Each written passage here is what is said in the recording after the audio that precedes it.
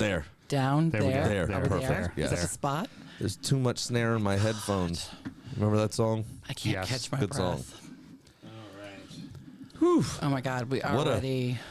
Man, Oh my God, we already have a million comments. we're fresh off a reconnaissance mission. Are we live? We are live on the intranet. Hi there, internets. Allow me to say the following. Do they get to hear the sound cues when we drop them? Yes. Good. Then Welcome to the shit show. Yeah. Oh my God. I'm getting to Before pull my hair before we down. break off I'm into exhausted. our mission, I do need to say live on the internets, happy birthday to my lovely wife. aw, very good. Make sure get that in there. Yeah. And now we can get to the good stuff. Yes, everybody. We know we are running late. We are running late for a reason. Oh, There was yeah. a raccoon in the goop. Mel, this is where I was going to throw it to you, but clearly you're like a teenage boy and need to shoot your load right away. Let me, I want to open the window. I'm really scared. Mel, I'm the one over here in gray sweatpants. I'm the one that should be like shooting the load quick, right? scared, yeah. I know. There, does that affect the audio too much? Not for me. I'm fine. All right. Y'all be nice and cool, though. Y'all always complain that it's too hot in here. Got to give it up to Graham. He came rushing right up the hill. So, Mrs. Houston. Yeah, no, Taylor, it's not Graham's fault this time. It's, So I'll start because I was the first one that noticed it. I'm in the backyard and I noticed the motion lights that we've recently put up. The more motion lights that we have put up. it's like a prison up there now. I started shooting off and I grabbed the flashlight and I shine. There's two little fucking beady eyes looking right back at me. And I'm outside. I'm going, Mel, get out here. Mel, get out here. Get out here. She doesn't I hear had a word. headphones on because I'm, getting ready for the fucking show. So finally, I come to the door. I knock on the door. I go, grab your gun. The raccoon's out here. She was like, oh, shit. So when that happens, she comes. Hey, I see you, Graham. I've seen some shit. Seen some shit. So Mel comes running on out, and we go up the hill, and it would appear that the raccoon was gone. So we thought. We start to walk back down the hill, and what happens, Mel? At this point is when I walk onto the deck. No, not quite yet. You're not even here yet. Oh, okay, this is still happening. All right. Yeah. So Mel, what happens as we walk back up and we're about to walk back in? Still trying to fix cameras. There I we go. understand Oh, God, you look good. There we go. Oh, okay, good. All right, so we're walking down, and I look up, and we're about to come in, start the show, sound check, and I look up, and I see the lights go off again. Mm-hmm. And I'm like, no way, it's back already. No way. And then I see it jump into the run. Yep. And then I come in, I grab the BB gun, and then I go, this is not a drill. This is not a drill. Raccoon in the run. Raccoon in the run. All hands on Welcome deck. to the shit show. And so I throw on flip flops. I grab the BB gun. Houston grabs the flashlight and a stick. Super we're- happy to see Graham that followed us up there. Graham at that point gets in the driveway, and what was running Well, through your no. head, So Graham? you all hadn't gone up yet for that purpose. Okay. So it's at this Okay, point yes, when we're yes. back on the deck. I walk Yep. up, say hello. I walk inside, drop my shit off. Mel comes in And it says this is not a and drill. says this is not a drill. She's looking out the window and sees the raccoon fall into The run. Yeah. from a little part of the fence that's bent up on that one side. And you were still outside, and you were like, I hear you. And she kept saying, raccoon is in the run. Raccoon is in the run. This is not a drill. And so they go charging off the deck, and I'm standing in here like, I mean, I guess I'm involved now. So I walk outside. No, Graham, it would be more glamorous if you were like, my husband, the man I love, I must go protect him. And so I grabbed a stick from the same pile. Of course, the first stick I picked up was a long Y. It had a short nub and then two. I can't do anything with that. Right. What am I doing here? So I stopped to grab another different stick. Found another stick. Like, I'm gonna kill this thing. I would have swung and screamed like a little girl because I don't like wildlife. That's not my thing. Yeah. And I mean, I would have sounded like one of my daughters. Yeah. Oh, yeah. Easily. And And so I came up. I have my iPhone flashlight on. It's the only other flashlight we have available to us. Not doing anything, of course. It was more useful, though, when you went into the run and I was holding the gate open in case it ran out. Which we appreciated. I had here's that. the I had thing. the iPhone light lighting the pathway to get out. You Like, had the fence hey, between you, yeah. doors open. I wrapped my legs in the fence to keep the other hand free. Yep. To be You able know to that whack. when you go in, you have the little temporary yeah. fence just to keep them in. Yeah, You yeah. know. The chats are calling him Eric Ten Chosh Panda. And so I wrap my legs in the temp fence. I'm holding the gate door and my flashlight on the pathway, Right. and I'm cocked and ready to go with the stick So in case that little fucker ran out. So here's the thing, though. This prior to that, though, Mel and I were all up. You were there. already up there when I pulled in the first place, and then I'm came back talking about down. Just before that, we had walked around the backside of the run. Both of us walked right past the motherfucker because we You even turned threw the around. log. That's when Yeah. he got there. Is when you Yeah. threw the log into the woods. Turned around. No, well, no. I'm talking about you and I the second time when it was. This is the drill. Yeah. Like, this is not a drill. We all ran up. You and I walked 3/4 away around the back side of it. He was stuck in the fence on the net. On the back side of it. Yes. Both her and I walked right the I fuck know. by him. I'm looking at him like, I think that's the raccoon. And then you turned around, and I froze. Yeah. I'll be honest with you, I froze. Well, it I didn't. froze. I saw Oh, it. they're I didn't mean say little anything. fuckers. I was scared. It's and a, then it's a you, juvenile too. It's not a very big one. Yeah. It's a juvenile. I- Look at fucking Hunter Harry over here. What? I mean, I definitely Crikey, hold it's on. a juvenile. It's a juvenile. I definitely do not have any raccoon traps. Raccoon Rebecca over here. Gotta do the South Park one of Steve Irwin. What I'm gonna do is when you get him, I'm attacking him, put a finger up its bum. So I saw it there in the fence, and we're like, Mel's like, "What do we do?" And I was about ready to say, "Look away, kids! Daddy's gonna take a swing." And I was about to do it. All suddenly, he shook himself free and started to run through the coop. Yeah. Okay, so it did occur to me because I Mm-hmm. do have my pocket knife on me, and it did occur to me like the gruesome, and I was just like, Stab wounds aren't obvious if someone finds the body, though, is the problem. no one's finding the body. You want blunt force trauma. I can't. could be anything. I can't do it. I can't bring myself to eliminate something, even though it is a danger. I have to protect the coop. We're gonna do an electric fence now. I'm gonna figure out like it's gonna be expensive. So murder We need by some proxy fucking instead. It's the same Patreon. thing. We need some more money. No, it's just to shock it, just to get it away. Because I've always known this was a possibility. This is the coop. It's fox proof. It's hawk proof. But I always knew the raccoons could get in. Now, Raccoons are ingenious. whether they can get into the Resourceful coop little fuckers. itself, I don't know, and I don't want to find out. I've ordered new locks to put on, and I'm going to have to do some reinforcing on the bigger one. But that's my plan, unless Shorebelly wants to come over and help. Mm-hmm. What? Oh, I hear you. I hear what you're saying. No.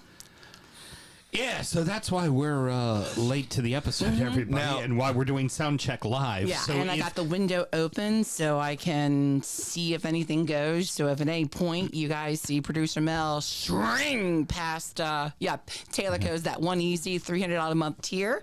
You know what you get with that, Taylor? You know what you get with that $300 a month tier? Raccoon smut.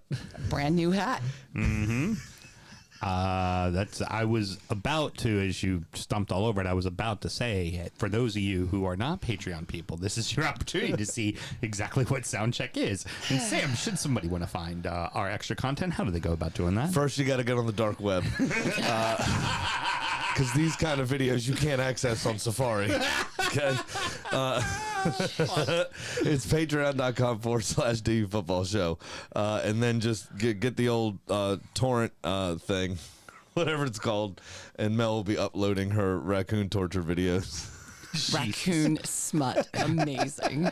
You know what? It's funny. It's, most of the time it's like I'm going to, put a sweater on it and call it Trent, right? But now, fucking with a girl, she's like, Dude, fuck that No, little trash. the there. one that had fucking mad Firing cow disease in the BBs at it. driveway, she wanted to nurture back to health. In the arms of an angel. For $250 a day, she's knocking on doors in the neighborhood. her and another white woman are sitting at their car going, how do we save it? No, Yeah. no, no. Meanwhile, no. the sheriff's Tell the real deputy just story. pulls his gun out and shoots it in the head. No, the real story. Megan and I were looking at the car going, we could just run over it. Yeah, and then I offered and you went, no. No. I went, I'll just run it. You went, we can run it over. I went, sure, I'll do it. And you all were like, no! That's Trent, he's our friend. He's a little nappy is all. Yeah, that's why the other nice Did you lady name it came- Trent? That's why the other nice lady came and picked him up and took him to the hospital. By the hospital, you mean pop a little air bullet right in the back of his head, put him in a goddamn trash bag, and dump him in our trash. Yeah, well, she asked me. I was like, yeah, go ahead, it's trash day tomorrow. I would have left its dead body by the front door of the coop. Send a message. Yeah, like, this is what happens. Oh, yeah. Yeah, like Leo in Kings of New York with the dead rabbit on the on the or fence. just leave parts of it around the coop. Say, oh, that's Victor's leg. Absolutely. You don't think they don't sell some taxidermy stuff on eBay and my auctions that You're Mom and I gonna go taxidermy a rabid raccoon. to? No, I could get. Oh, that one and taxidermy it. No, I could get a taxidermy and put it out as a warning. Yeah. I mean, I already put the fake owl, which did nothing. Yeah. So, did you just make up the name Trent for that raccoon? Yeah, Yes. I've been doing Okay, different names. because I used to do listen, Steven. so- I used to do Every time. Steven, but Steven has apparently some ties, and we're not going to use Steven anymore. So it's What's Trent now. Steven? What are the ties that Steven has? It's not important. It's not important. We keep it running. Say it off mic. And it heard. Way to keep bringing up my trauma, Graham. I don't even remember what that is. Job. The You met him.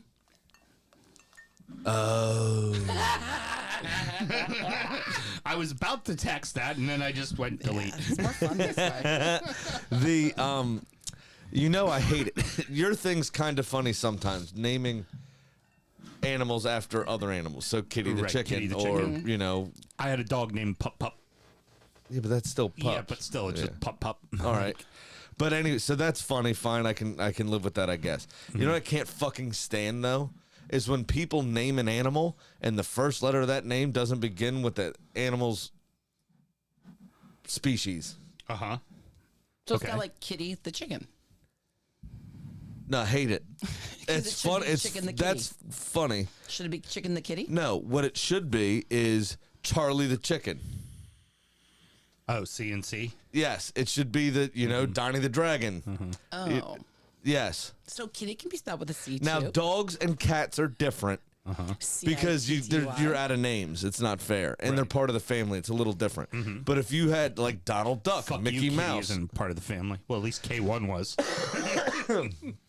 yeah. K1 was what my I Should we bitch. should we just leave K1 to K2 out there as a sacrifice? I mean, we could as long as we know we would catch it. what I do, But I thought Penny was the bottom seed, not. No, I- well, we- no, we- Penny, we need her in case World War III happens. So I and guess- we Oh, need to eat her. she's a Yeah. feeder. I guess yeah. we were bored with my conversation. She just went off on a tangent. My apologies, Mr. Graham. Like- please continue. I'm gonna be staring out the window the whole Attention show. whore. I'm gonna climb out this window. at Y'all just some started point. having a full blown fucking conversation in the middle of my sentence. It's not the first time. Won't be the last time. It's usually just like a good witted quip. How would you just went, fuck what you gotta say? Oh, keep it going, man. Roger Rabbit, you see what I'm saying? Mel, how was your day today? Yeah, exactly. Do you see where I'm going with this? Yes, What I Roger really don't like is like Frank the Turtle. It's like, fuck you. Fuck you. Timmy the Turtle. Tommy the Turtle. Something else. So Frank the Flounder. I don't like naming fish. Like D's. He's got so many rules. These. Yeah, I saw that coming a mile away. Oh, too good. It's my wife's birthday today. That's why I was a little late coming. Yeah, of course. Hey, Can't get her pregnant again. Don't Thank put God. it past that sperm. Do not put it past that sperm. The yeah, my balls took that as a challenge. The Did Sure they just Billy move? says, Did they just move a little? Go. yeah. Shore Billy says, holy shit, someone please take Graham to the old folks home. That fourth kid has pushed him past dad jokes right to grandpa's. No Oh, shit. Taylor's got it. Frank the fucking turtle. No. Still no. And don't bring up the Ninja Turtles either. That's also different. They're actually people. Okay. Then why are they called turtles? No, because they're like people-ish. Okay. So Graham doesn't. Spooky just brought him up. Yeah. See, There's a delay. no, Now. no. I'm not having it. That's different. What about Muppets? Fake. It's fine. Kermit the Frog, I don't care about. Now, if you bought a frog as a pet and named it fucking Kermit, I'd punch you. I don't like it. Well, I guess you could name it Kermit. You can't name it anything else because Kermit the Frog's famous. Fine, I guess Right. that passes. Yeah. But if you went Angie the Frog, I'd be like, suck a dick. I mean, ours is super annoying. We got Big B Kiwi the dog. Yeah, but dogs are different. Oh, okay. There's too many names for dogs and cats. Right, There's right. too many animals, period. You'll never. I can't. You'll name never finish. all of my chicken C words. Be cunt one, cunt two. Cunts, all of them. We could definitely hear Mel's iced tea over there. Oh no, it's lemonade and iced tea. Oh, lemonade. and Arnold iced tea. Palmer. No, Yes. it's a big dick. That was something. Welcome to the shit show. It's getting crazier every day. Mel, are you There's not enough alcohol. are you able to make pull us up that forget away. video that I put for you, or if we don't, we Where can did you push send that. it to me? I just texted it to you a little while ago. Real quick, Sam. Tegan soccer team. In playoffs, out of playoffs, Out. Okay. They lost to South River on Wednesday, 2-1. That is their season done. Got it. She had her exit interview today, turned in uniforms, all that stuff. Look forward to seeing you next Yep, season. I Blah got blah you, blah babe. blah blah. Very good. Very good. I can play it whenever you want. All right. So this was something I put up in the closed group a few We are weeks still ago. in sound check. And it's a video I want to discuss because besides just being very funny, it also has some layers to it and some real kind of like hidden meaning to it. Okay. It's kind of philosophical in a way. And of course, the Aussies would do that for us. For pretense, to let everybody understand, right? This is a guy ordering at Macca's. Macca's in Australia is McDonald's. Right. So essentially, Mackey's in the UK. right, ordering chicken nuggets. So that's kind of the premise of this all. Oh, I've seen this. Okay, yes. I put it up in the group. Yes, I would yes, hope yes, you've yes, seen yes. it. But this is something we need to Oh, discuss. speaking of posts you Yes. didn't interact with, the two anal ones I thought you would have loved. You Yeah, didn't well, say a word. it's just sometimes just let it lie. It's all right. It's okay. So go ahead, Mel. Play the video for us. Hello, welcome to Macca's. What's the legal amount of nuggets you can give me? The legal limit. What's the amount of nuggets the law prevents you from serving me? So there are no laws surrounding the sale of nuggets. That's no a problem. laws? This place is like the Wild West. Have the amount of nuggets that you wish to order. Oh, well, I was hoping there'd be some kind of guardrails on this, but I guess I'm just left to my own imagination. Why don't you get our 24 pack? Are you crazy? Hold on. Pause that real quick. I'm drunk. I'm thinking well into the... What the fuck? Australia got 24 packs and we only got 20 max? Right. The actual fuck. Come on. McDonald's America. We're supposed to be bigger and better, right? We do way too much food, right? How the fuck they got 4 more nuggets than us? Because Trump worked there for an hour. He ate them all. Motherfucker. Okay, go ahead. Continue. Are you crazy? I'm drunk. I'm thinking well into the thousands. I don't think it's Right? a good idea for you to order thousands of nuggets. You said there were no laws. There are no laws, but what are you going to be doing with thousands of nuggets? I'm gonna eat them. I feel like what's happening here is that you're drunk, you're craving greasy food, and you feel like you could eat thousands of nuggets. That's exactly what I'm feeling like. I'm also feeling very sleepy. Okay, well, I feel like if you just got the 24 pack, it would end up being more than enough. No, 24's off by like a factor of 10 at least. Who are you sharing Exactly. these nuggets with? No one. They're all for me. You can't have any. Exactly. They're all mine. Mate, I'm working at Macca's. I don't want your nuggets. I wish there was a legal limit so there's some kind of guideline we can follow. What's the most amount of nuggets you've ever seen ordered? Like 48, maybe? 48? Oh, we are truly out on our own with this one. Look, mate, it's 3 in the morning. Do you have an amount of nuggets you'd like to order? Yes, 1,500. I can't put Fair you enough. an order for 1,500 nuggets. Why not? Because you're not going to eat that many. Ready? Why is it your business how many I end up eating? It's America. not, but that's Me- going to cost you $750. I have $750. Not much more, but I have it. I'm not going to let you spend what sounds like your life savings on nuggets at 3 in the morning. Ah, so there is a limit. There's no limit. You're not willing to put that order through right now. So that means there's an amount of nuggets where you go from being willing to put that order through to not being willing to put that order through. That is sound and drunk I'm just logic. trying to find out where the line is. Mate, will you Fair enough. shut the fuck up and order a regular amount of nuggets? I want 1,500 nuggets. You don't. And stop messing around or you'll be getting no nuggets. No, that's the last thing I want. You'll order some nuggets. What's the most amount of nuggets you'll let me order? I don't care how many nuggets you order, you just can't have 1,500. Just tell me the largest amount of nuggets you'll allow. He's I drunk. don't know, He needs to be probably like told. 150. Give me 150 nuggets, and my 9 other friends will have that too. Get out of here. Taylor has an update. He Yes. says, just a heads up, in case you were curious. The term raccoon smut will get you flagged on Facebook. He would know.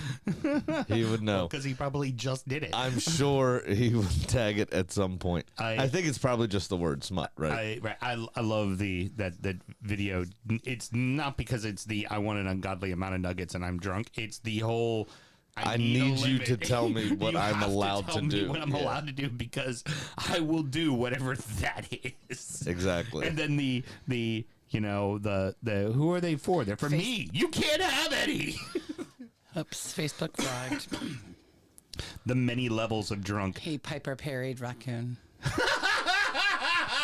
It's also not his best work because me, you, and Mel's faces should be 3 of the I dudes. know. Mm-hmm. Yeah. Damn. Yeah. Maybe that's why it was flagged. Facebook said this isn't good enough. Oh damn. Damn. What do you call that? It's not premature. Premature memification. Yeah, he was excited. He's trying, He just memed. He just memed too there's an fast. audience tonight, and they're all really excited to make sure they get it in there. Do you think he's going to be able to meme again, or is he going to have to wait a bit? I think he'll be all right. I think he'll be all right. I I've- bet you can meme. I bet you can recover and meme very quickly. Recover and meme. Yeah. I love how it's a verb. I'm just concerned he blew his meme in the first send. Now, What did you bring? I have a little Mr. Graham? treat. Okay. You got mad at me for not bringing you pork belly. Yeah. So I made something good for Carly's dinner. Okay. By the way, those tuning in on the intranets, we are still in sound check. Yeah, we haven't even done the real show has yet. not started. Here you are, sir. We were chasing raccoons. Oh what my do we God. got here? Here you are, ma'am. Oh my God! Is it a pocket? Steak with a little portobello. So what I did was she wanted a frutti di mare for dinner for her birthday, my wife. And I was standing at the seafood counter, and on the seafood counter they had compound butters randomly. One was like a garlic herb, so something you'd like put with an Oysters Rockefeller or something like that. Right, of course. They had a steakhouse butter, and then they had black truffle butter, and I was like, ooh. Appetizer for frutti di mare. Exactly. Black truffle butter on the crostini, and then you've got a piece of ribeye, and then a grilled portobello mushroom, balsamic drizzle, and then chives. Holy shit! I just memed. And it is, it was fucking delicious. Very good. Well Yeah. done, sir. Well, So I thought I'd bring you one. I could hear when I called you earlier. I could hear you smacking around on the old grill there. So I was literally running back and forth between stove and grill, trying to get everything done. Because Cameron also ate this dinner for once because it involved pasta. So I had to I had to get it done quickly to make sure she was able to eat before bed. And then so there was all that stuff. And then I had to clean up because it's her birthday. Her and Tegan actually did a lot of the dishes for the most part, but left me the counters and the sweeping. So I'll mop when I get home. But I had to, that's why I had to sweep and I did tidy that shit up. And I did do the rest of the small dishes. I just have the Dutch oven and the frying pan left to go. Hey, Mel, you feeling kind of inadequate? I do not fucking sweep and mop after I cook at night. I can't even think about after that. Yeah, we look down at the floor and go, oh shit, I should probably sweep the floor. So she normally does the cleaning after I cook and vice versa. But birthday, you get the night off. I do both. All right, of course. Very good. So, but they knew I had to come here. So her and Tegan tag teamed the some of the larger dishes and made a dent in it for me because I was rushing. I mean, I used 4 cutting boards. I used you're jumping back and forth every between pot two in the places. fucking house, essentially, right? And I did. Sounds like Mel cooking. I did. The other thing you're gonna love is I did a from scratch broth Oh, nice. for Very it. good. So Amazing. I chopped and crushed 15 Roma tomatoes or so. Nice. Chopped basil, chopped garlic, scallion in the thing.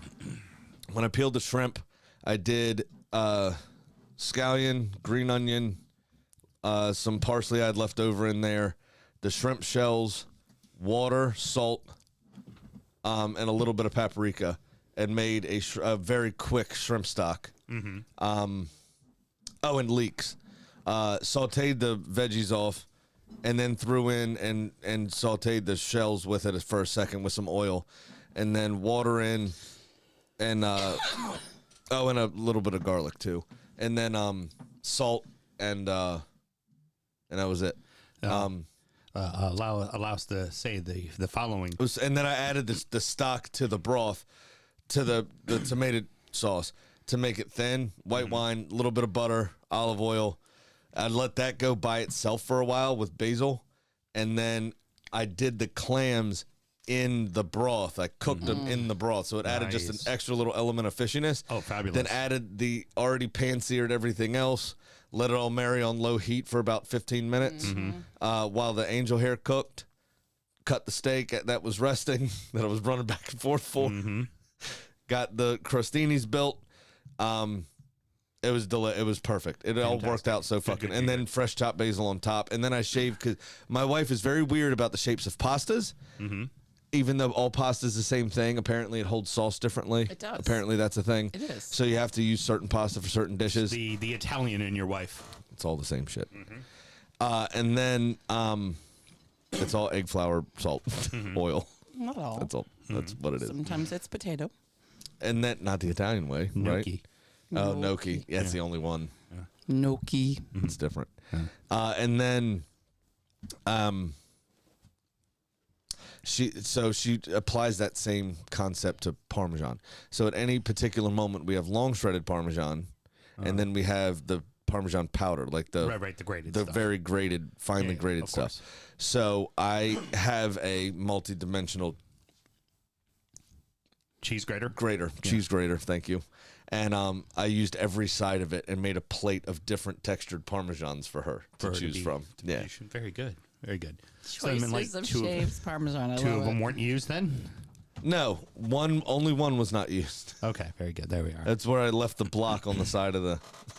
So allow me to say the following. Taylor's been texting the whole group, and he's got a picture of the show up on his TV, and it just says, "Don't worry about us. We'll be just fine. Me and Evan Williams."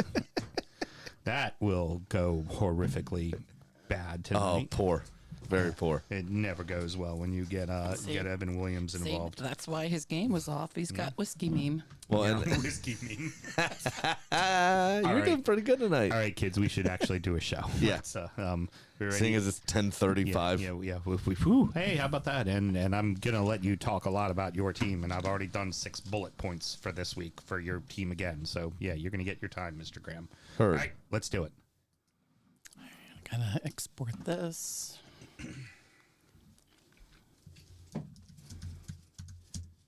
Thank you for being patient, everybody. Sorry we were late to the show, but I think we gave you plenty of fucking content for that one. Yeah, and that's I your think all should be forgiven. freebie advertisement of Soundcheck as well. So I hope we get a couple new patrons.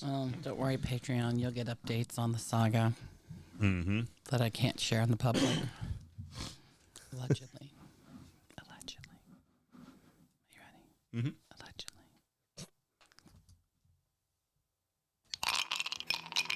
Hi, this is Russ Benson. I am a Liverpool supporter, and you're listening to Drunkard United Football Show. You all need Jesus. I tell you what needs Jesus. That motherfucking raccoon is what needs Jesus. Yeah, for real. That little fucker. Gonna meet its maker soon. It's about. It wasn't ready for 3 middle-aged people to go up there and fuck with its world, were they? I was so worried for you. He just ran off. It was just nothing. Not me, the eventful raccoon. happened. Yeah, well, be worried for you too. Let's start the show. Born in the land of Bowie, Maryland. Bred to be a fan of fucking Everton. Punch you in the eye and drink your rye. Sam Houston. Sam Houston. Arsenal fans have another Sam. AKA the fucking Gooner Graham. Smells of a lord. Looks great in shorts. Sam Graham, hey. Sam Graham. Fucking United!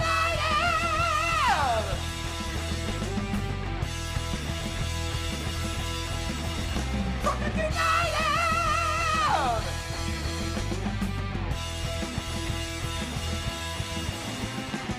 Hello and welcome to the DU Football Shit Show. show. A completely biased recap of the English Premier League is told by two common American schmucks. I am your host, Sam Houston, and always prepared to grab a stick and stand by his man, my co-host, Mr. Samuel Graham. How you doing, buddy? Just fine. Just fine. And- I'm coming back down. Everything's good. And on the ones and twos and the BB gun, producer Mel. How you doing over there, producer Mel? I'm keeping an eye on the chickens while I'm also keeping an eye on the buttons. The chats are telling you, make us laugh, clowns. As I call her, actually, Professor Buckshot over there. We're recording at the DU Public House just outside the nation's capital. You can check us out wherever you get your podcast. And, of course, streaming live every single Monday night, normally At some 10, point, yeah. but a little bit later because, well, you know, shit happens like raccoons invading the chicken coop. Should you want to chat with us, there is many ways that you can. Mr. Graham, tell the good people how they can get in touch. You know, this is why I say that working from home is a terrible idea. Things distract you too much. If we were in an office, this wouldn't be a Yeah, problem. we'd be perfectly okay. And my chickens would be dead. I am in an office.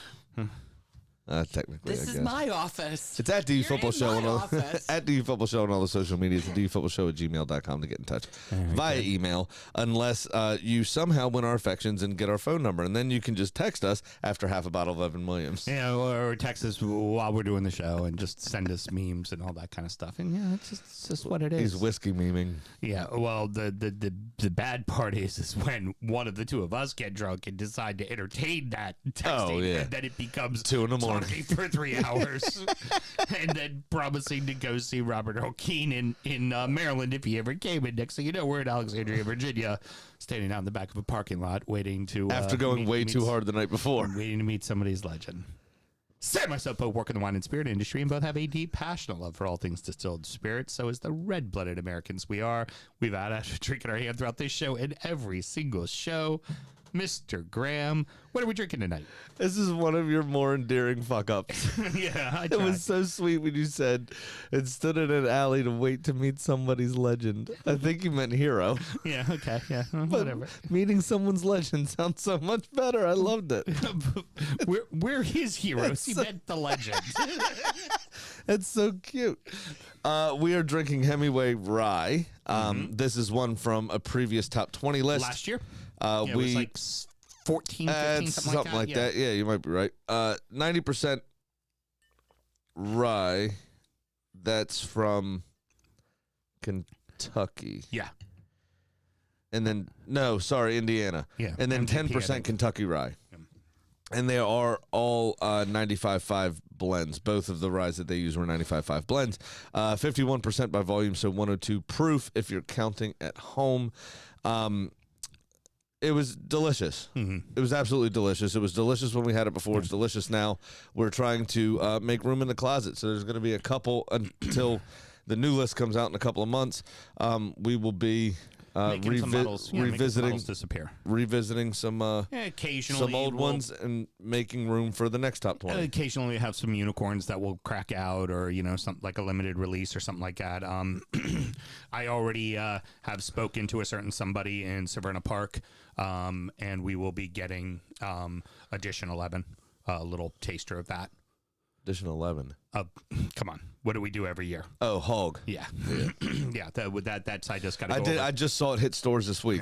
You're absolutely right. I just got to go over and pick it up. That's all I got to do. So that was because then we did obviously on the EFL show we did the Milestone, which was a limited release that just came out. So there'll be a few of those in there, but for the most part, this is kind of one we like to try to clear out the whiskey cabinet a little bit. Myself personally, I take a bunch of these bottles that are like a quarter full and put them in the cabinet out in the kitchen where it's like I have a little liquor cabinet out there. I'm like, these are the bottles that need to be drank. If I want a glass of whiskey, I'm not opening a new bottle. I'm making one of these go away. Right, exactly.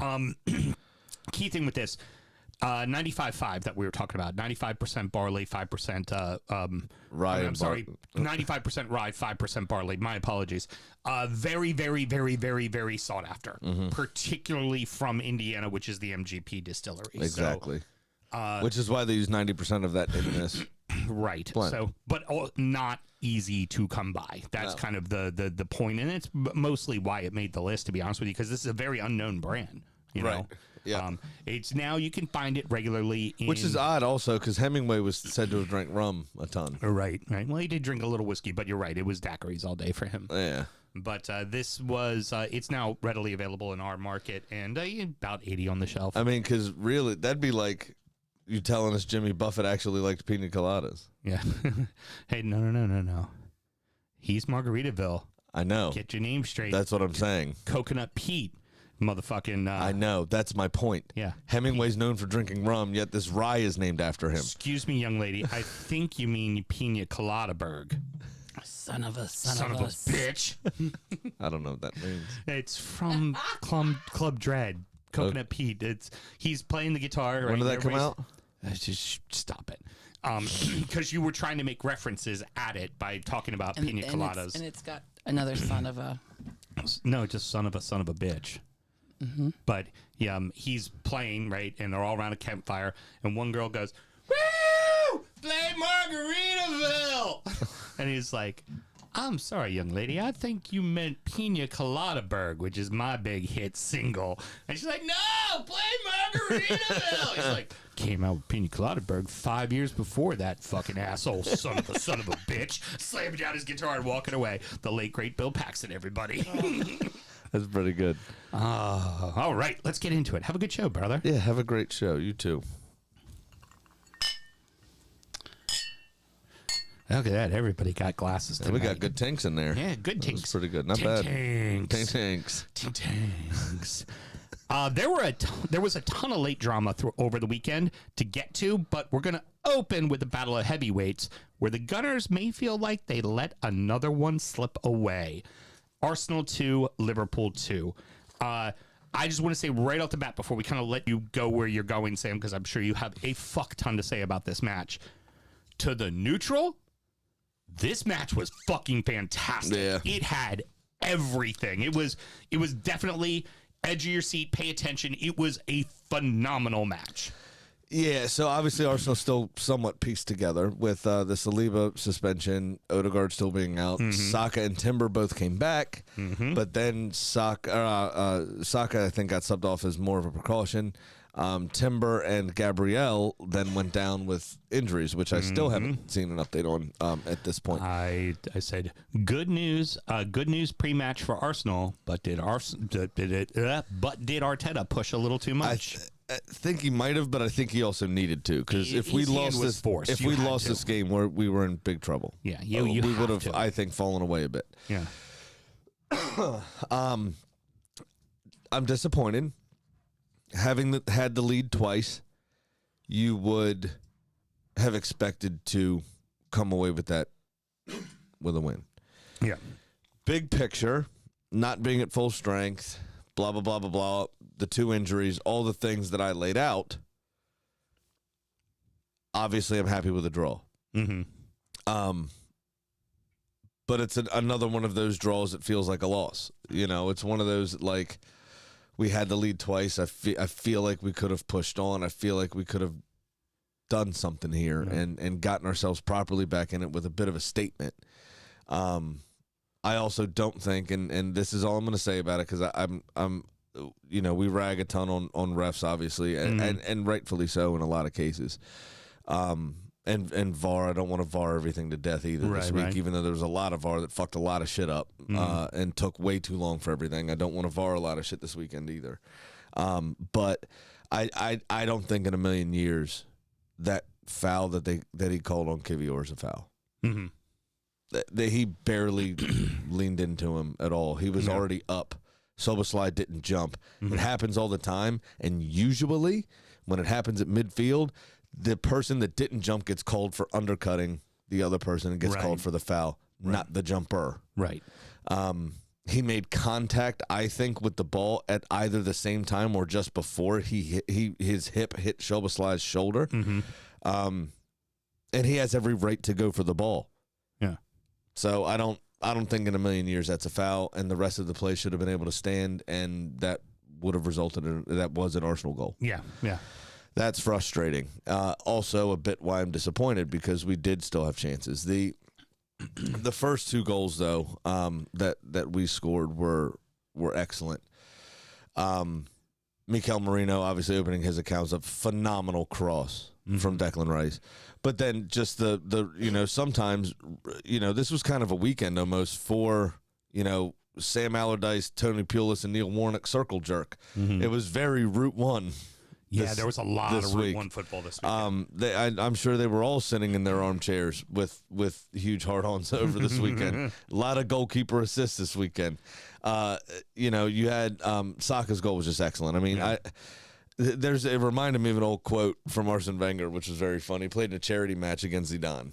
Obviously, the greatest coach France has ever produced against the greatest player France has ever produced. Right. And possibly one of the top 3 players that have ever played the game. Right. And they were in a charity match together, and Wenger dribbled him. And when asked after the game what happened in that passage of play, he said, I went left, so did he.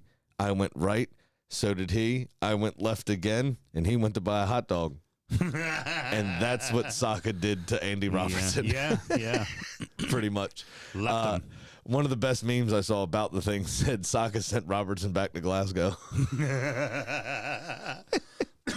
But it was just a phenomenal. It was a great game. Let me throw this to you too, because I'm going to throw these two together, because obviously you scored the first goal and you play and you're up 2-1 at the end of the first half. You play a almost flawless first half, except for one mistake that led to Van Dijk's goal. It was Havertz not stepping to the ball in that near post that allowed the flick to get on. Once the flick goes in, it's luck of the draw who gets there first. Right. Essentially, if they get to it, it's a goal. If you get to it, it's out. It was in a perfect danger. It was a perfect flick. But Havertz was waiting on the ball to come to him instead of attacking the ball. Yeah. He jumped way too early, and I can't remember who it was now.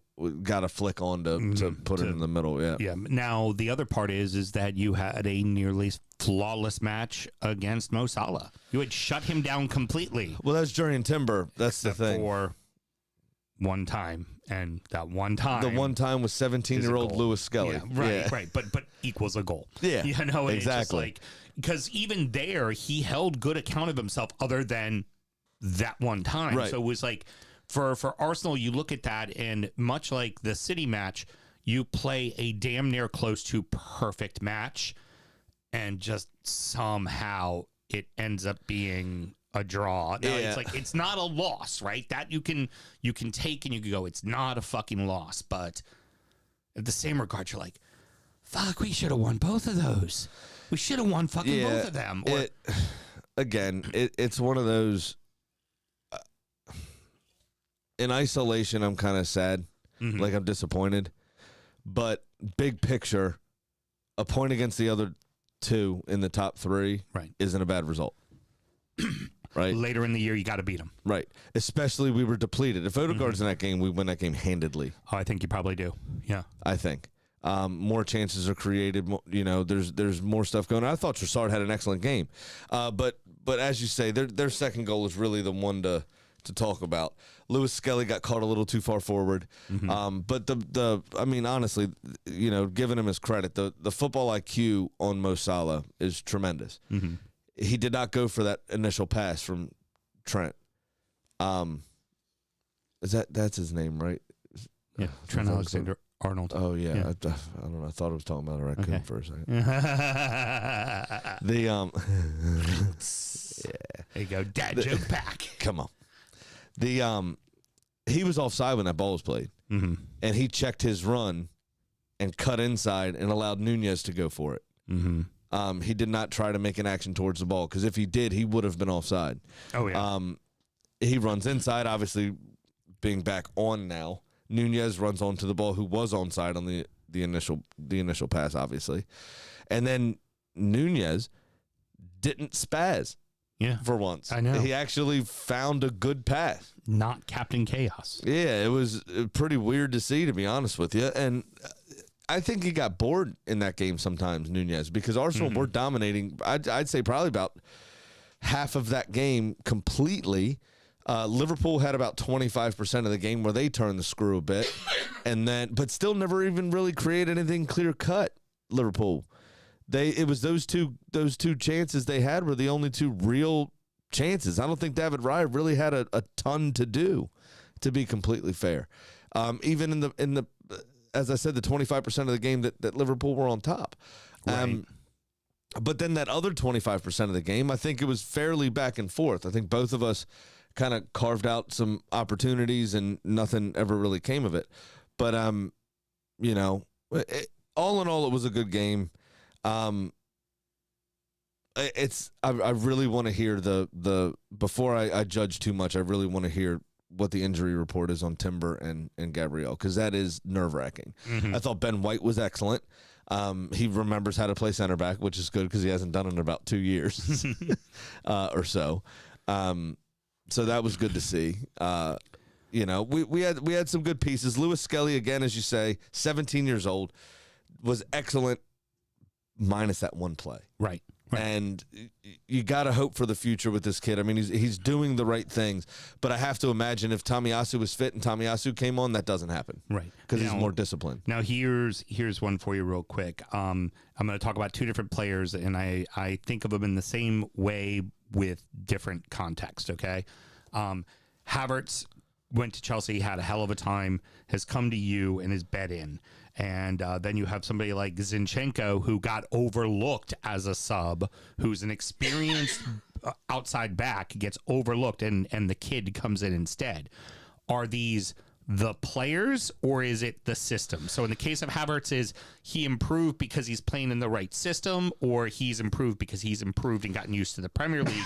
In the case of Zinchenko, knowing that he's a little more offensive minded, does he not play him because he's not system oriented, and because there's more central midfielders and you don't need him to be inverted? That's kind of where I want to go with that. So Havertz, I think, is just good. Yeah. Period. I don't think it's really, he was not good at Chelsea. Well, you could say he scored the goal that won them the Champions League. Yeah, but it's a $100 million goal. Yeah. That goal. That's it. What I would say is I don't think he was being used correctly at Chelsea. I think that was a system flaw. Whereas here, it's that front three is very, very fluid. So he is able to drop deep if he wants to. Odegaard can have a jaunt for a bit. He can pop out to the left and allow Martinelli to go through the middle. That sounded like something there, didn't it? I hit my board, okay. and my board there's bells there. I gotcha. Me. But they We're all on high alert. No. I mean, not as high alert as yesterday. It was last week when Mel tried to kill us with ghosts and shit. I might how long does this cord go? I might take the camera with us if we have to run out there again. Oh, please. But so I think it was a system problem at Chelsea. I think our fluidity, the fluidity within our system is allowing him to flourish. Right. Because he can drop off and help out. He can push forward if he wants to. He can drift into these open spaces. And he's an intelligent footballer. I mean, he makes good choices 99% of the time. Now in the case of Zinchenko. Zinchenko, I think, is not really a defender. Right. He plays either in the 10 or as a left winger for his country even. He doesn't play in what is supposedly his first position, which is left back. He's not a very good defender. He is our left-sided version of Trent Alexander-Arnold, Right. essentially. Not a very good defender, but offensively can help you out a ton. Yeah. Do you think, like, if you're playing in a game where you're kind of thin at center back and at center mid and there's been some injuries, you would put him in to kind of invert? Now, I can't remember who went out first, but I feel like it was Gabriel. It was Gabriel who went out first. I think if Gabriel is still there and not Kivior, I think Zinni might be on. Okay. Because he has cover in Gabriel. Right. When you have Kivior, an obvious drop-off from Gabriel, still a very good player, but an obvious drop-off from Gabriel, I don't think Zinchenko is even thought about because of his lack of defensive discipline and having a far weaker, not far is rude, but weaker center back in Kivior as compared to Gabriel behind him, covering for him. I don't think it's a good look. Right. To be completely honest. All right, so now where we sit, City are now in first, Liverpool are in second, you are in third, and you are 5 and 4 points respectively off of both. Doable. Yeah. Gonna be hard, but doable. I mean, we nearly need to be perfect the rest of the season. Let's look at this time last year. City was 5 points off. Right. 2 years ago, City was 10 points off. The best I know thing. the difference is City, and But you aren't. Here's in that here's the regards. other thing too. We have already played both of them once. We've already played Spurs once, right? So we have 3 of our biggest games of the season are already out of the way. Yeah. They have not played each other yet. Yep. City hasn't played United. Chelsea. United. No, City played Chelsea first game of the season. Oh, that's right. So it feels like ages I ago know, now because all this exactly. fucking international break. No shit. But City and Liverpool themselves haven't played each other. We could make it up just in those fixtures, Exactly. technically. Yeah. Neither of them have played United, as you say. Neither of them have played Spurs, I don't think. I don't believe so. City's only played Chelsea once. Liverpool still need to play them twice. Right. There's a lot of those games to come. Not for nothing, Liverpool hasn't played Everton yet, and Well, derbies, you never know. Yeah, and with a new manager as well. Last year, Liverpool lost the title at Goodison, Right. for the second time. I just get that ticket. Makes me feel good. So it's not too late now. If we were 7 points back, if we lost and we were 7 points back at Liverpool, I'd feel like we were in big trouble. All right. But we're not. So happy days.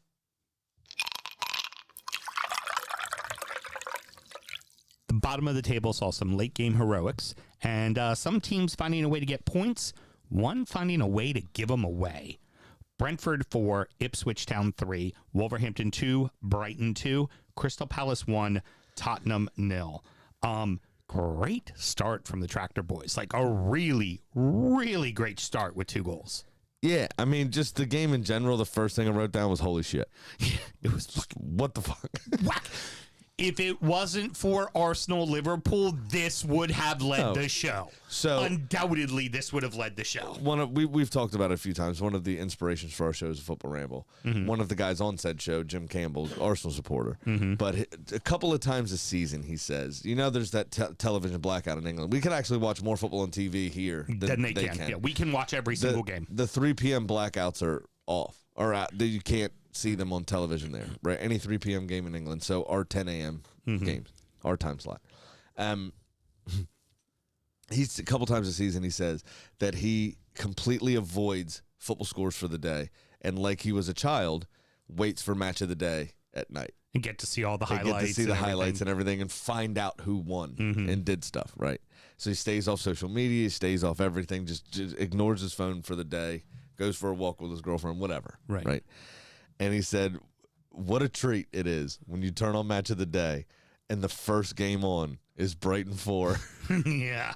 Or Brentford 4, excuse me, Ipswich 3. He's like, what kind of fucking mad shit happened in this one? Exactly. For it to lead the weekend, right? I know. It's very, very good. And it absolutely delivered, man. 27 minutes to get the first goal in a game that Brentford are involved in is not okay. Yeah. I'm going to stand for that. You have set a bar. Fucking keep the bar. Yeah, I mean, precisely. Well, now they're scoring just them all do in be- extra time at the end of the first half. Instead. That's their just move now. do better is all I'm trying to say. Sammy Smotic, Always nice to have a Sammy in there. Yeah. Obviously. Other the than I score. dropped him this past week on my fantasy team. Nice. Because he wasn't getting starts. He starts and fucking scores. Could have used that this week, foreshadowing. Yes. Could have really used that this week. Probably.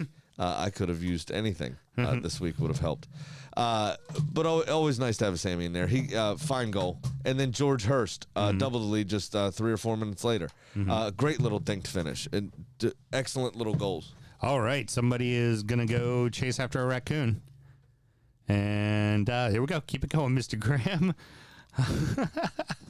There goes producer Mel, everybody. Just be careful, Mel. Going. Well, the thing is I wonder if it got caught in the trap that we set up. Oh, could. Yeah. Maybe. Yeah, I don't yeah. know. We'll We have didn't to set see. up a trap. That's illegal, Sam. Yeah, no, that's right. Allegedly. not do Saturday. that. Definitely didn't do that. But yeah, it was just 2 great finishes. It was absolutely fantastic from them.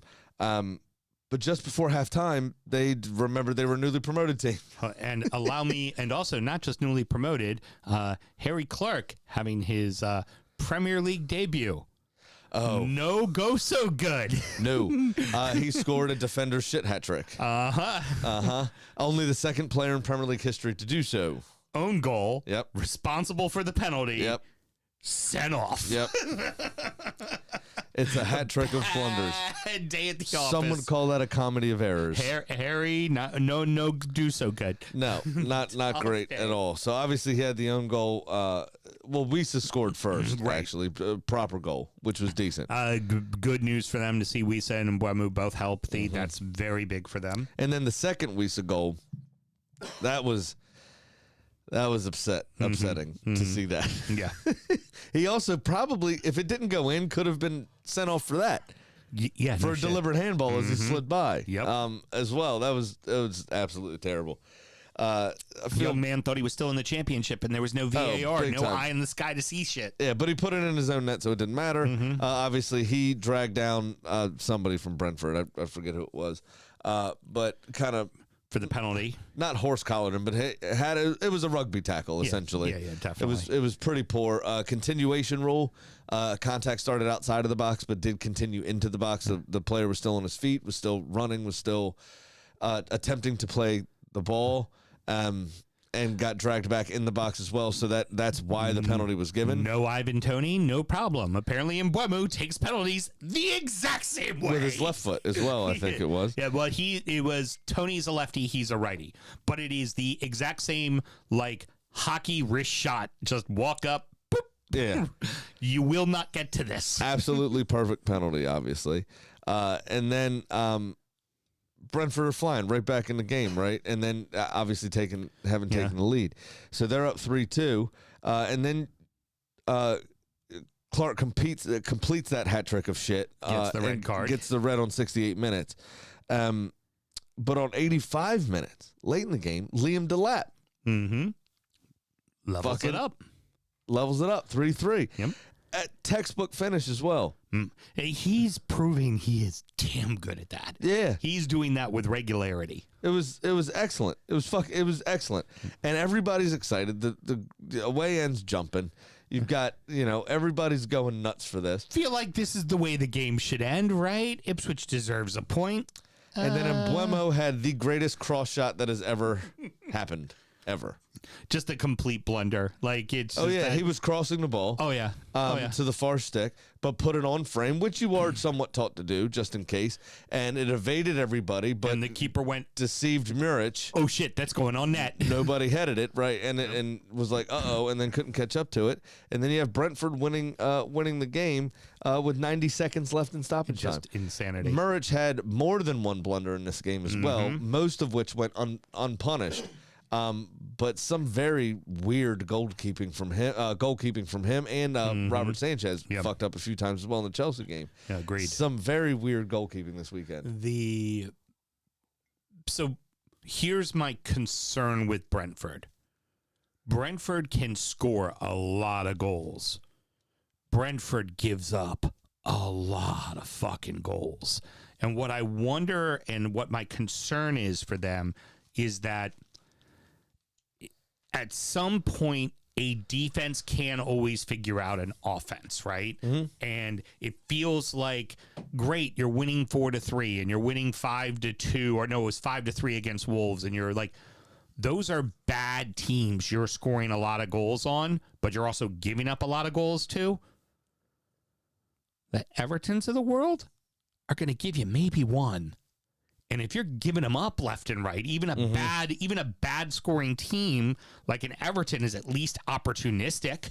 Yeah. And you're going to start finding yourself losing to Bournemouth, losing to Everton, losing to Palace. Like, these are just games that you're going to start losing. And you keep doing that shit, You're in trouble. you're going to find yourself in trouble. Oh, yeah. And for as many goals as they score, I'm quite worried about Brentford. I really am, especially if those injuries happen again like they've happened over the past couple of seasons. Yeah. Like, there's no good reason why they should go down. They should be safe. But that the amount of goals they're giving up to teams that are not very good is alarming. But they are getting over the line with points on the board. Right. Where Ipswich, Southampton are not. Again, I think I would be worried for them if there weren't three teams far shittier than they were. Agreed. So I think cause they're for concern for me. I think they're comfortably safe. What I would worry about is if they lose Thomas Frank, because as we'll come on to, a little spoiler, but a little foreshadowing. Yeah. Eric Ten Hag got fired. Yeah. Somebody might be there. Might be a new job opening. We'll come on to that. Yeah, exactly. And if Graham Potter can't be coaxed out of his hiatus, if Eddie Howe can't be coaxed from Newcastle, which I don't think he can be, if Gareth Southgate doesn't want to do club football, just wants a break, who are United going to go for? The next best thing right now probably is Thomas Frank, to be completely honest. Probably really or is. Marco Silva at Fulham. I gotta say, And he's one that can have his head turned. Yeah, he did before. One last thought on Ipswich is this is starting to get bad, man. Like, you can have all the gumption and feel good in the world, but if you're not getting points, they now find themselves in the bottom, in the drop, because, as we said, at some point, Palace and Wolverhampton are going to get points. And guess what both of them did this weekend? I have two words for you. Luton Town. Yeah. But You've got to... Playing well is exciting. Playing well is fun. It keeps people interested. It gets you some neutrals and sells you some shirts and gets you some extra cash. But at the end of the day, it doesn't keep you in the league. Very true. You got to find some pragmatism. You have to find some sort of discipline, and you have to just see games out. When you were actually starting to get worried about Everton 2 years ago, I said, all you got to do is put points on the board. And you were getting discouraged around March when those points were only draws. Right. But you rattled off 4 or 5 in a row, and everyone else didn't get a you just saw us fucking thing. You just up start one place at a time is still moving up. Yeah. So, right now, if you draw every game of the season, 38 points, you should be safe. Yeah, you should be. You Absolutely should be safe. So you got to start getting some of these. If you're Ipswich, you got to start turning some of these very close 1-goal losses. You have to start turning them into draws and start separating yourself from them bottom teams. Seagulls were fucking cruising. 85th minute, they get that second goal, 2-0. Game, set, match, right? This should be it. You're a good team playing a bad team, and that should be done. And Wolves, they may not be playing well right now, but the one thing they have going for them is they're absolutely never say die. Yes. And that proved here as they figure out a way to get a goal right after that and then get another goal at the death to tie 2-2 and get a much needed point, and honestly, a morale booster. Yeah, absolutely. First off, the first 44 minutes was a goalkeeping clinic from these two. Yeah. It was absolutely excellent. Yeah. They were phenomenal. I actually made Tegan watch it. You were like, get over here, girl. Learn something. Yeah. Those two were fantastic. But on 44 minutes, Danny Welbeck continued his purple patch. that he started the season with. And an absolute, if Teagan was a striker, I'd have forced her to watch his finish. Diagonal run, so he stayed on side. Head, little brief look up to see where the goal was.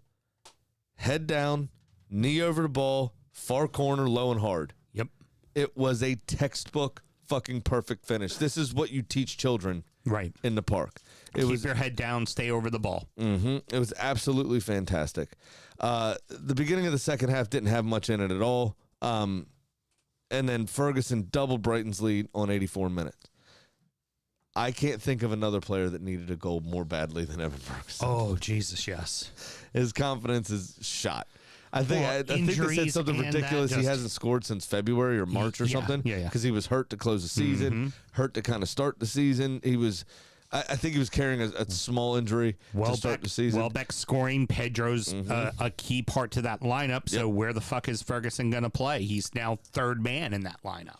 87 minutes, though, a little bit of a scramble allowed Ain't Nori to fire home. So just a couple of minutes after they double the lead. You know, when I was coming up, we always had the rule of the hard five.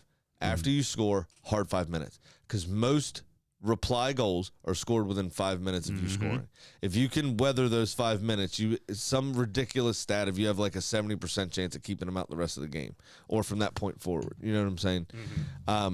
But they didn't do that, obviously. The other cliche in football that was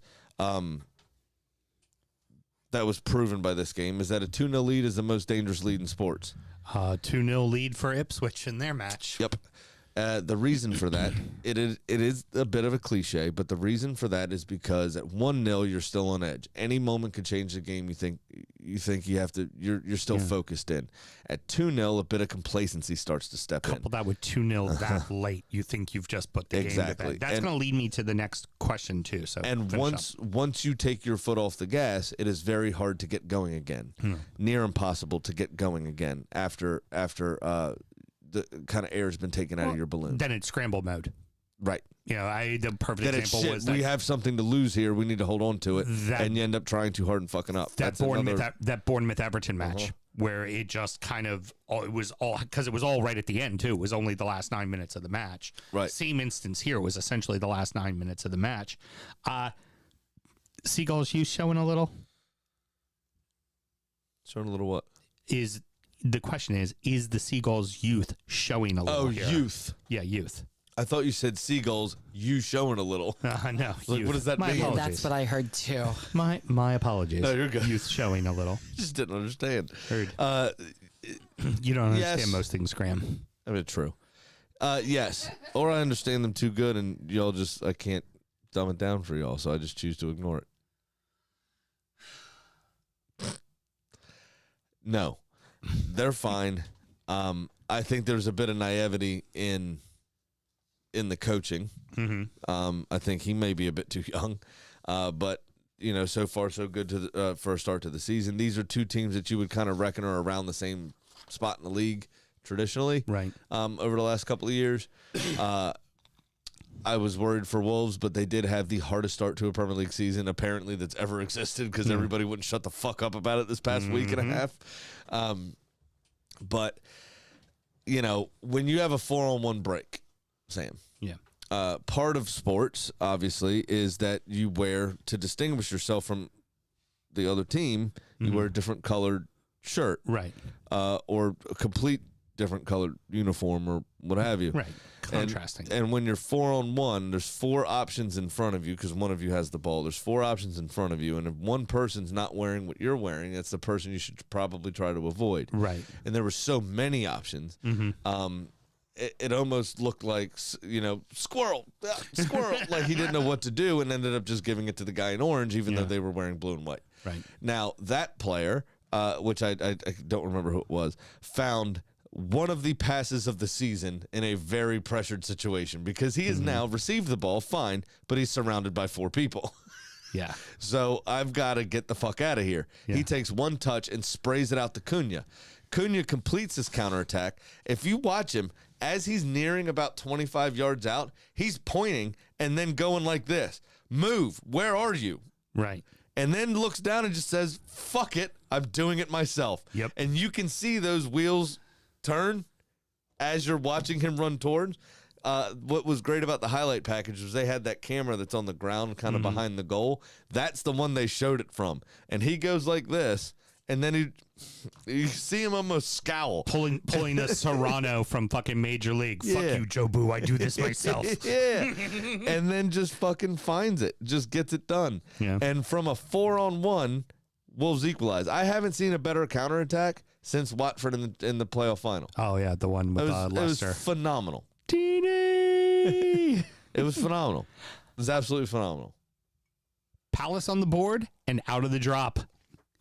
Not pretty, but it works. If Evan Ferguson needed a goal to restore life in him, Mateta desperately needed a goal. well, Mateta did too, but Ali Glasner needed a win. Yeah. They needed that bad. In terms of the game itself, it was a bit of a damp squib, in my opinion. Well, here's Palace were much more efficient. I wrote fart less instead of far less. Mel. They had fart less of the ball, but many more chances.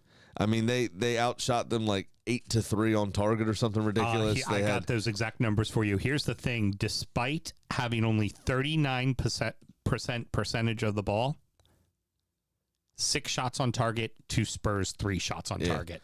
Exactly. That is a damning stat for Tottenham. Well, yeah, it's absolutely the efficiency that Palace played with. However, none of the game was really exciting. Oh no, To be honest. But one of the moments of the season was the goal, and it wasn't because of the goal. It was because of that. I actually wrote something very nice about it.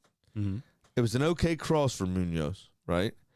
But composure, invention, and artistry came into play from Eza. The shaping his body as if he was going to shoot, committing his defender to mid-stride, standing the ball up with the inside of his right boot behind his left leg to Mateta, who he just knew was back there. That touch. And it was a deft touch on top of it, setting him up perfectly for a first-time finish. Yep. It was fucking phenomenal. It was art. That is why they call this the beautiful game, period. Oh God, it was gorgeous. Phenomenal. That touch was everything. What do you think of the end? Penalty? No. I don't think so either. No. I can understand why they're chuffed about it. But I'm perfectly fine with the no call. Don't go looking for that to change the match, because we'll You also should be better. Right. Yeah. Well, we're also coming on to something that happened a little bit later that was a late penalty that changed the match. Like those things happen. You should be better than that to begin with. If you seriously want to consider yourself a top 6 club consistently, this is a game you need to be winning.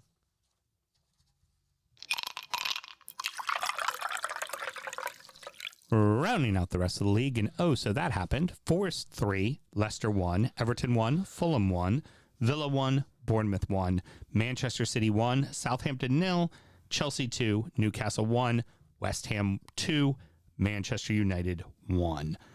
East Midland Derby was fantastic for Forest. Yeah. So Ryan Yates got the opener on 16 minutes. That breathed a little life into the game. I think it started off like most derbies do, a bit testy, a bit cagey. Oh yeah. Now we've got a goal on the board. How often do we say derbies got to get a goal? Right. Once that goal happens, it forces the other team to fucking come out. It opens the game up. Because when that caginess starts to set in, you get to 25, you get to 30, you get to 50 minutes. And there's a man that lives on Red Bull, vodka, and fucking Skittles, and he's in for it. That's right. But you let that go too long, that caginess never subsides because nobody wants to lose. Right. Right? So, I mean, nobody ever wants to lose, but against a fairly close rival to you in a derby, obviously. So that Ryan Yates goal was crucial to giving this a bit of flair and a reason to be exciting. But then Vardy with a trademark finish. I mean, that was Vardy being just fucking 6 Vardy. minutes later, and now it's two heavyweights punching each other. Now we're going to see a slugfest, especially with the equalizer being that quickly behind. Right. I love that. That ended up being perfect for this game. Good goalkeeping to keep Leicester in the match actually until halftime. But just this happened a fair few times this weekend. Also, are you about to ask me this question? I was about to say because I'm fucking incensed. Feels like Leicester is doing it to the fucking selves for the most part. That's what I got a lot from this match. They still have Wout-Face back there. Yeah. Yes, they are. Yeah, they're doing it to their fucking selves. He annoys me. I don't like him. He's up there with the gills for me with Gillingham. Yates' goal was good. All three of the goals Forrest scored were good, but all three of them were off of clear-cut mistakes from the Foxes, two of which were Wout-Face. Directly Wout-Face. Guy just keeps fucking playing. Like, he is costing you goals every fucking week, and he keeps fucking playing. I don't like him. I hate his face. I see that. Thank you. Gotcha. Still got it. Killer. No, but what I was going to say was 81 seconds after the restart, you get the second goal. Yep. That happened a few times. A few times this weekend. What did we just fucking talk about in the changing room, you fucking dickhead? You said this last week. It happened last week, too. I hate it. Teams coming out of sleep to start the fucking second half. And I have no interest in this game. I do not care at all. Besides having to talk about it here. I was excited for it being an East Midlands derby I'm just saying, and all that, but it was... When that happens, I want to break my television. Yeah. It annoys the piss out of me. What the fuck are you doing? It's just all the teams that let Brentford score 4 goals, 4 first-minute goals in a row. Right. It's like, what did we just get done talking about? Did we not just, go nuts in the locker room about this exact thing? And each week I get more mad because it's happened 3 times in a row. So I'm more pissed off at the 4th team. It's just I can't stand when teams do this to their managers. Foxes are dropping like a stone. I mean, these are people's jobs, man. And you were saying a few weeks ago, like, well, the one thing Foxes got going for them is Premier League experience. It's shit Premier League experience, Sam. Outside of Vardy, it's a lot of crap fuck players that played in the Prem. They're not necessarily good. No, absolutely right. But their next match is at Ipswich. I think Ipswich is getting their first win of the season. I don't know if they are, because if you look at Ipswich and Southampton, they are finding ways to give games away. Yeah.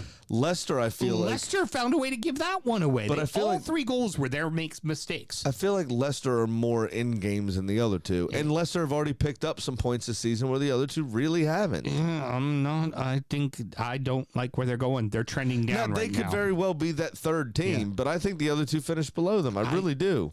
That doesn't mean all 3 of them don't go down. I think it could be the 3 that get promoted or the 3 that are going down. Absolutely could. So on to Everton and Fulham. Both teams played exactly the game they wanted to play. Everton played very defensive. Fulham played very attacking. I'd say in the first half, Everton had some chances that they didn't take advantage of. Fulham scored, Everton equalized late. It kind of felt like the outcome it was supposed to be. I really only have one thing to say on this. Okay. Idrissa Gana Gueye played his fucking dick off. Alex Iwobi played his fucking dick off. That's really the only 2 players who played really good matches. Everybody else, meh. Yeah, pretty much. And Beto scoring his first goal for Everton, that was great. Well, first goal this season. He scored one last season. Yeah, I know. But the way he just cried hasn't and everything. scored in so long, it's just not a point. Well, he hasn't played for 4 straight matches. I don't even count that one now. Yeah, I heard. It's been so long. I thought he left and came back to the club, to be honest with you. I don't know where he's been. And Fulham's very lucky they are Arsenal Junior, or else they wouldn't have scored that goal. Because that was all Hale End all over that. It was all of our youth players. Man, fuck Alex Iwobi. Now that he's playing for Fulham, I don't mind him so much, to be honest with you. Heard. No, I mean, he had a great game. The goal was a great shot and an opportunistic shot on his part, but Tarkowski and Keane, what are you doing stepping off? Like, a guy is dribbling at you at goal. They just allowed him to just whatever he wanted to do. Both of you just kind of just went, hey, take a shot right here on the near post where we're blocking. Have you seen this trend of people doing pumpkins sideways, where the bottom vine, where it attaches to the vine, where it gets cut out and it looks like a butthole? Yes. Have you seen this trend of people carving hands into that and then putting a pair of their wives' undies on it and tucking them into the middle finger so it looks like she's showing you the butthole. Just you, Graham. Just you. I know my algorithm is so fucked on just Facebook you. right now. But anyway, that's what Tarkovsky and Keane were doing. Heard. Very good. Just spreading. Yeah, just spread wide open. Yeah, it was not good. Presenting The goal as if it was a pumpkin butthole. So give it. I will say, If pumpkin butthole's not the title of this show, I don't know what's going to be. we've had we talked about this game enough already, but Iwobi showing class. He even said afterwards in the interview, he was like, it bittersweet that he got to score in his last game at Goodison, but playing in for Everton, it was like he was happy to score the goal, and he was like, the minute I scored it, there was nothing in my mind that when I was going to celebrate this. Like Right. I knew immediately I needed to be respectful to the people that were respectful to me. And he was just very cool because he also wasn't always respected by the Everton faithful. So, class on him. He could have been an ass if he wanted to. Yeah, absolutely. Especially after they racially abused another Arsenal legend Exactly. a couple seasons ago. Yeah. Very well take the pot shot if you wanted to. Absolutely. And be well within your fucking rights. Missed opportunities for Villa, man. They had so many looks and so many Well, opportunities. Watkins started the game like a one-man wrecking crew. He had 4 or 5 chances in the opening 10 minutes, it felt like. but just not putting any of them in the net. Nothing. That's the Yep. problem. Absolutely right. And Absolutely right. It For didn't. you, do you think that ball was out of bounds? And where's that technology for an end line that they have for a goal line? Because I think that if you would have looked at it, that would have been like right on the fucking line. Well, it's interesting you say that to defend your wife when you were so vehement that Arsenal ball was out last season against Newcastle. Yeah, well, I mean, because it was a clear angle. Here's what I want. Uh-huh. Yeah, but where's the technology to do? If you could do it on the, why didn't you do it on the end line?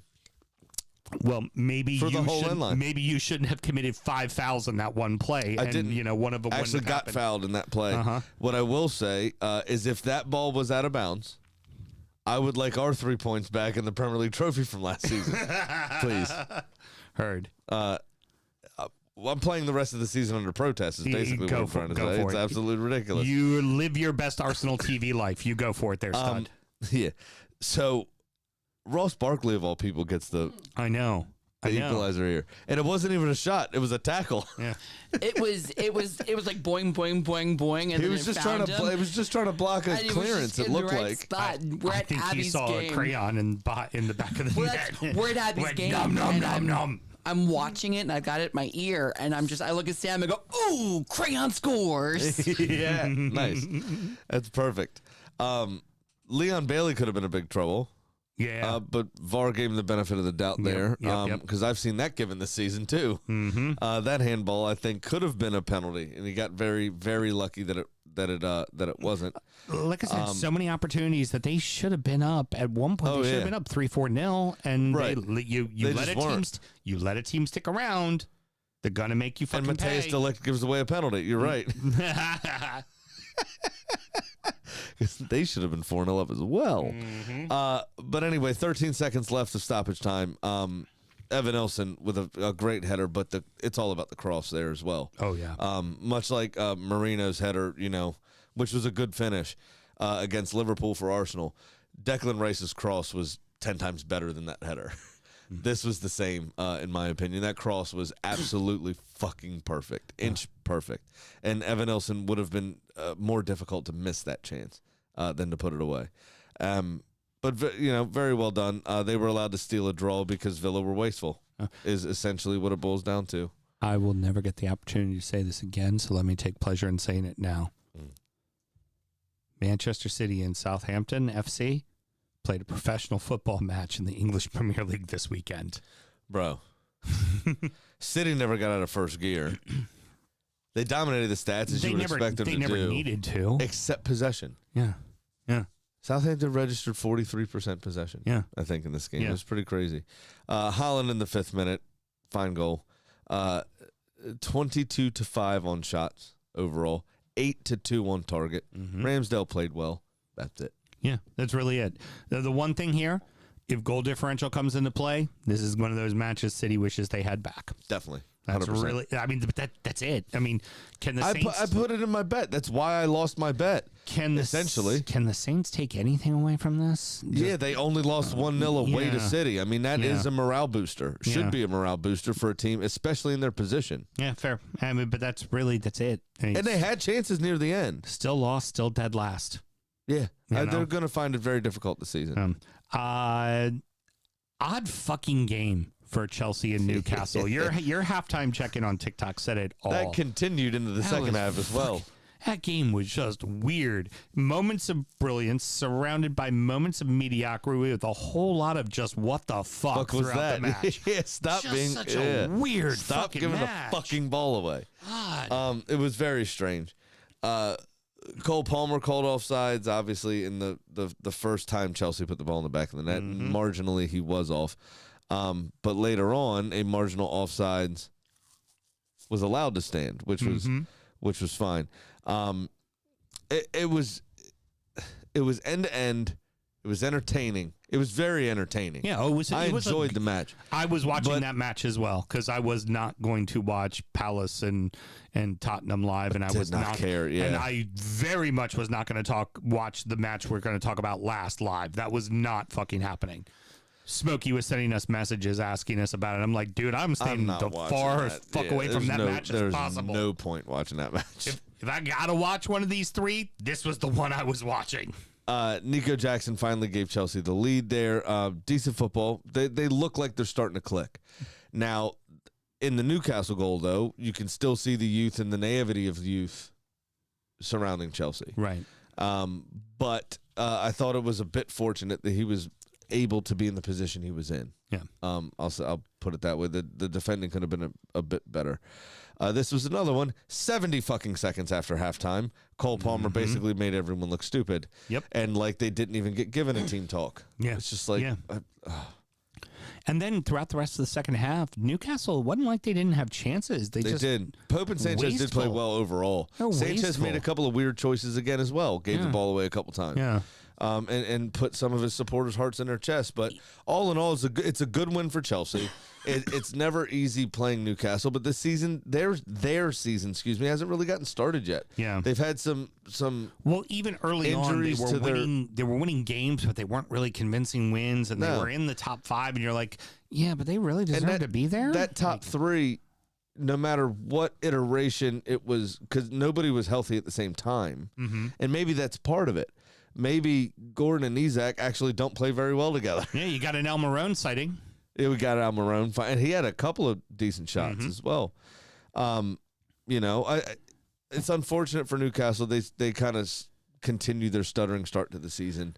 But all in all, I thought it was a decent game, and Chelsea deserved the 3 points for me. Simple question. Don't go too far into it because I want to get to the last match. Is Howe in trouble? And is it even his fault? Because I really don't feel like it is his fault. The only job on the market right now is Manchester United because Thomas Tuchel obviously was installed as the England manager. So that's one less piece of competition if Newcastle want to hold on to Eddie Howe. Yeah, yeah. Is it his fault? Yeah, a bit. Is it mostly the players? Yeah. Yeah. I think so. Oh, I think some of their discipline hasn't been very good. I think they haven't been super inventive. Coincidentally, in the last match we're going to talk about, I would say most of both teams' problems was their manager's fault. Yeah. I think ownership hasn't bought him anything. You know, it's like, right. What are you supposed to do when you had a team that already had frailties and injuries and you don't buy any support? Reinforce. You know, and you're just kind of, okay, you're just kind of stuck. And I don't think you can really put it on Howe right now that they really haven't seemed to, like you say, really start their going. season yet. Yeah. Hell of a win for the Irons. Absolutely fantastic win for the Irons. But let us be very open and honest about it. The first half should have been 4-0 United. They were dominating. They just couldn't put the ball in the net. Garnacho struck the post again, or crossbar, or whatever it was. And this is what I'll say to it would have helped me if he scored in fantasy. That would have been nice. All Smoke Dog Millionaire up there. This doesn't happen under David Moyes. not the win part. Oh. This first half doesn't happen under David Moyes. I thought, a very serious thought that crossed my mind is Lopetegui could be canned at halftime. We could see his assistant come out and take the second half. They were that piss poor. They were that bad. They were atrocious, West Ham. But I don't know if the players, because they're decent players, minus Declan Rice, this is a majority of the squad that was with them when they won that one trophy that one time. Mm-hmm. And I don't think Lopetegui, and this is what I'm saying, right? Top level managers, mid level managers, bottom tier managers, right? Top level managers have a system. They buy players to fit the system, or they see the players they have and they create a system that fits those players, right? Mid tier managers usually are married to a system to prove to the big boys they have a system. Right. That's what Lopetegui is. None of those players can play that system. He's not looking around the dressing room. There's a lot of this that's going on, and I think the prime example of that is the guy at Southampton. Mm-hmm. Russell Martin. Russell Martin. I think he's padding his CV with his system talk and system play to get a bigger job where he can get players to play that system. Because he's playing a system that City like to play, except he's playing it with championship players. Right. Moyes knew the limitations of his squad.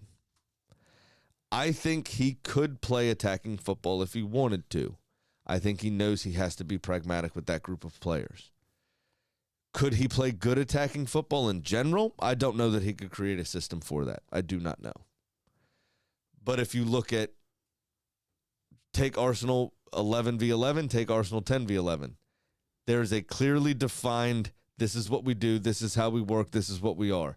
West Ham do not have this system in place. Right. They do not have a plan B. They do not have a clue how to operate plan A. Mm-hmm. Because frequently this season, they've looked like dog shit. Right. Where every third game under David Moyes, they look like dog shit. Right.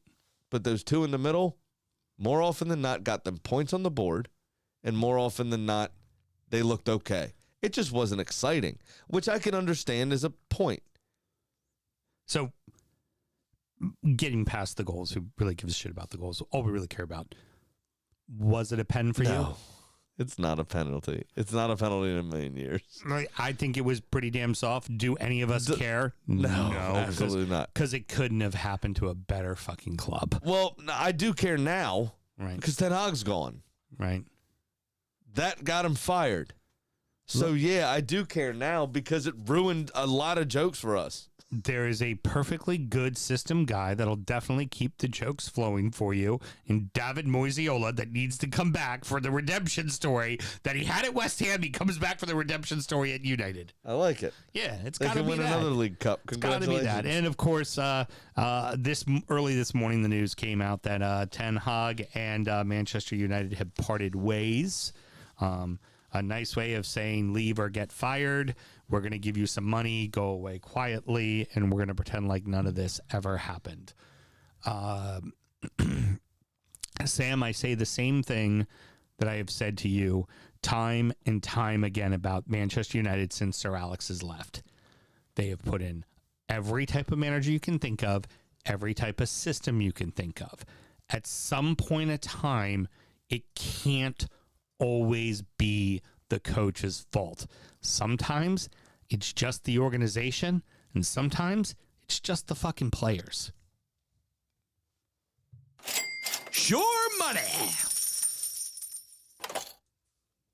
Given what we ended the last segment on and the fact that this is sure money, I do want to make mention quickly of a very funny story of Manchester United asking Manchester City if they can send their two representatives to the Ballon d'Or ceremony that has happened a few hours ago in Paris on the Manchester City chartered flight. Manchester City's, as a cost-saving measure, Manchester City's response to that was, sorry, no, we can't. The plane's full since we're sending 8 people. I don't think they'd have helped anyway. Right. but it's funny that they have 4 times the amount of fucking people. Pretty fucking brilliant. Anyway, this is Shore Money. This is where we make bets to better inform you of your bets. Sarcastically, because not great. I am down 800 quid. Yeah. Because City decided to take a nap against Southampton instead of play a fucking football match. Right, exactly. So it fucked me. Everything else I had was decent. It was fine. Yeah. Nah, not that. I missed both teams were drawn at the half. United doesn't count. So, but didn't work out so well for the end. I am still up though, $506. Big Sam's Lock of the Week. Round numbers, Mr. Graham. Did you know 25% of the time works 100% of the time? Can't wait till this bit's over. I'm going with a real simple one. Villa and Spurs to draw at plus 310. How many times do you giggle as you're calculating the number that it is? Every fucking time. Almost 27.195. Almost. It's like you were there.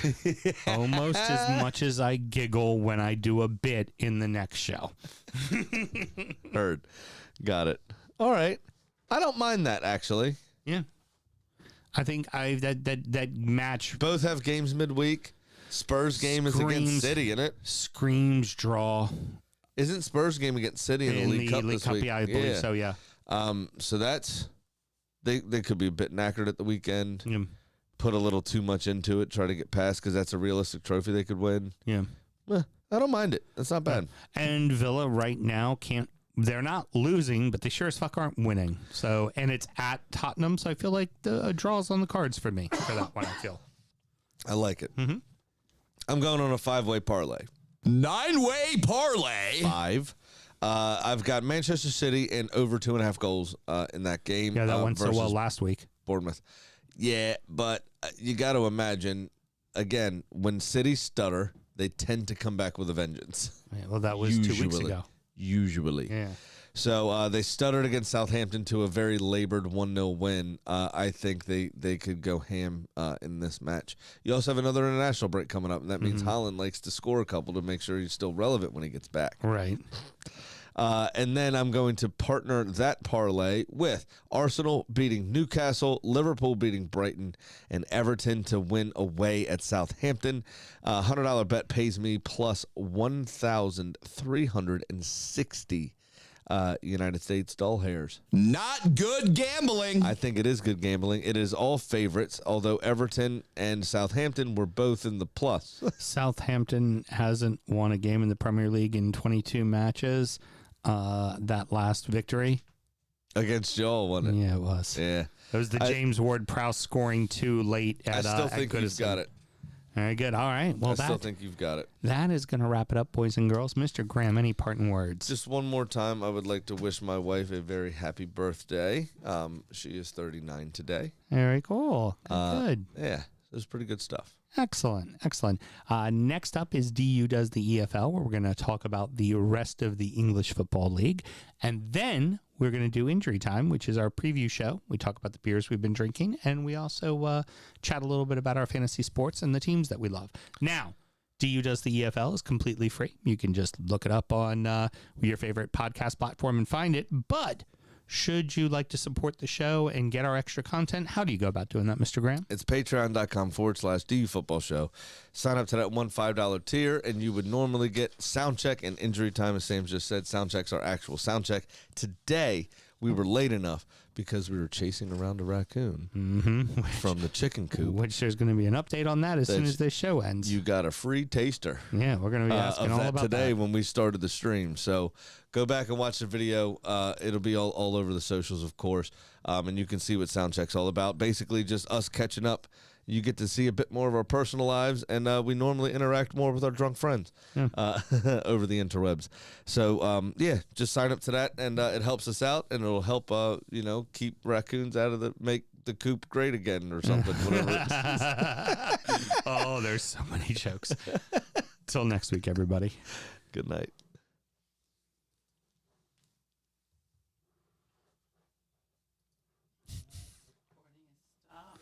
All right.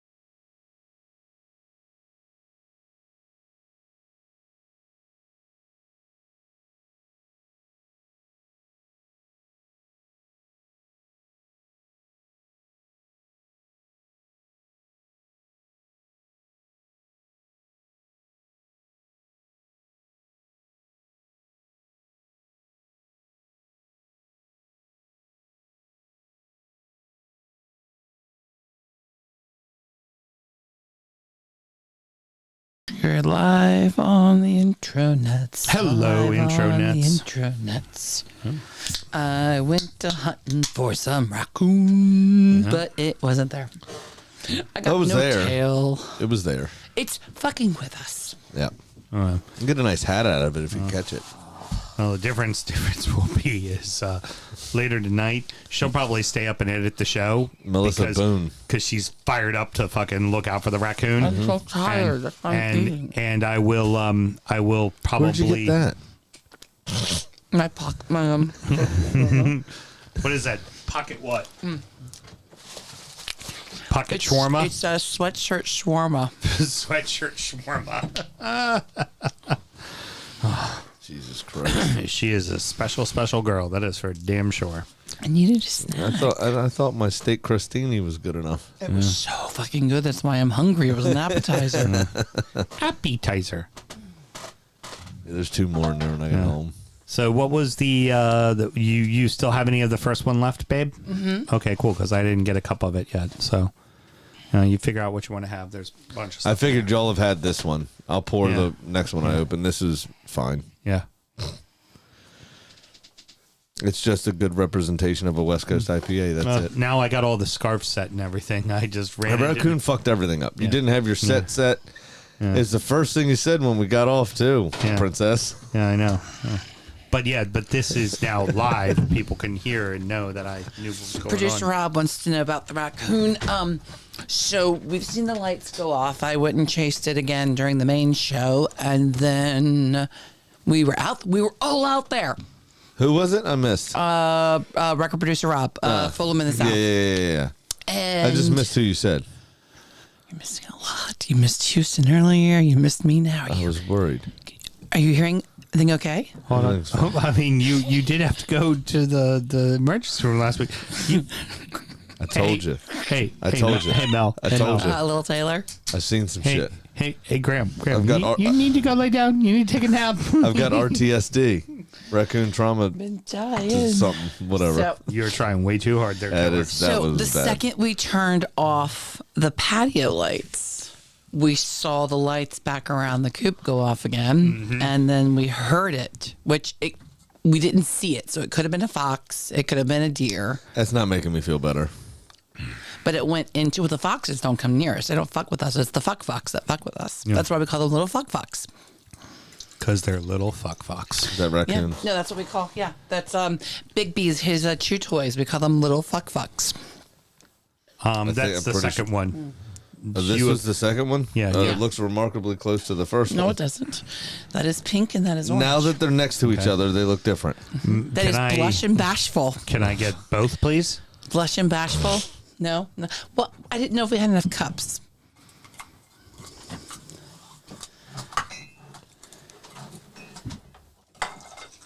Should I just start throwing them individually, one at a time at her?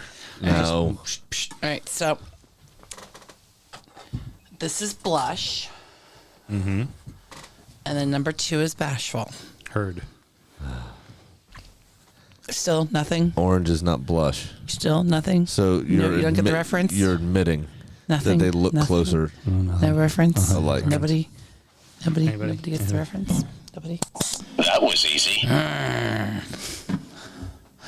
Didn't bring to the game not just the basics of football, I believe the basics of life. Do they bring him back for a second go round? Oh, if they, I seriously? would put it straight by Right there. Right there. Big time. I'd become Because the worst addicted part to is it. the squad isn't terrible.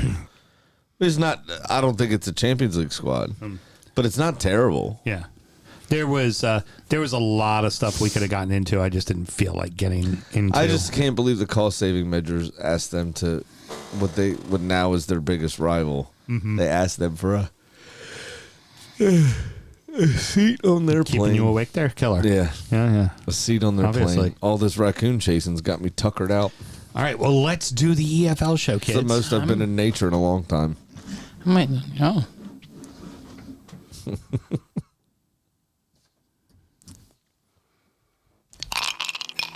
Hey, I'm Jordan Beck from Foxborough, Massachusetts, and I support West Bromwich Albion. And you're listening to the Arsenal podcast. Oh, wait, nope. It's the DU Football Show. I just figured, you know. It's not bad. Yeah. Haven't used him in a while, and we always play the David, you know, the Gecko one. Of course. Or as his close personal friends know him, Geck. You know, I figured that would be a fun one to play this time. Any team that was managed by the Sausage Roll King, I'll take something for. Let's start the show. Born in the land of Bowie, Maryland. Bred to be a fan of fucking Everton. Punch you in the eye and drink your rye. Sam Houston. Sam Houston? Arsenal fans have another Sam.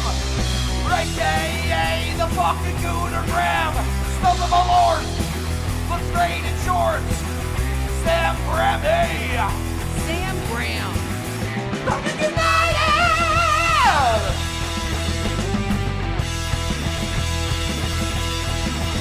Fucking United!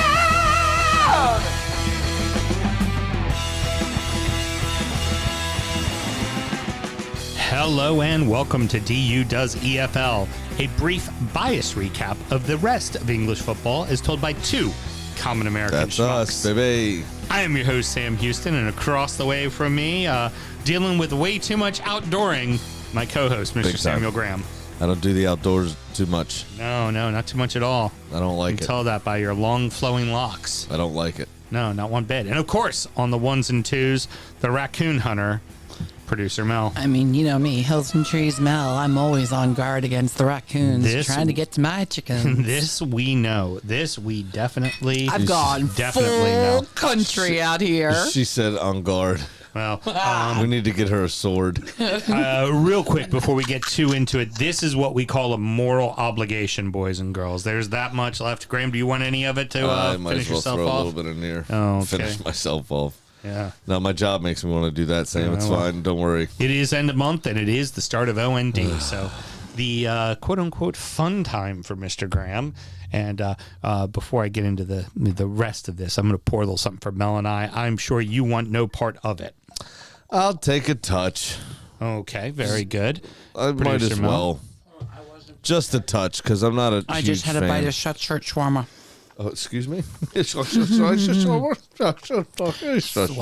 shawarma.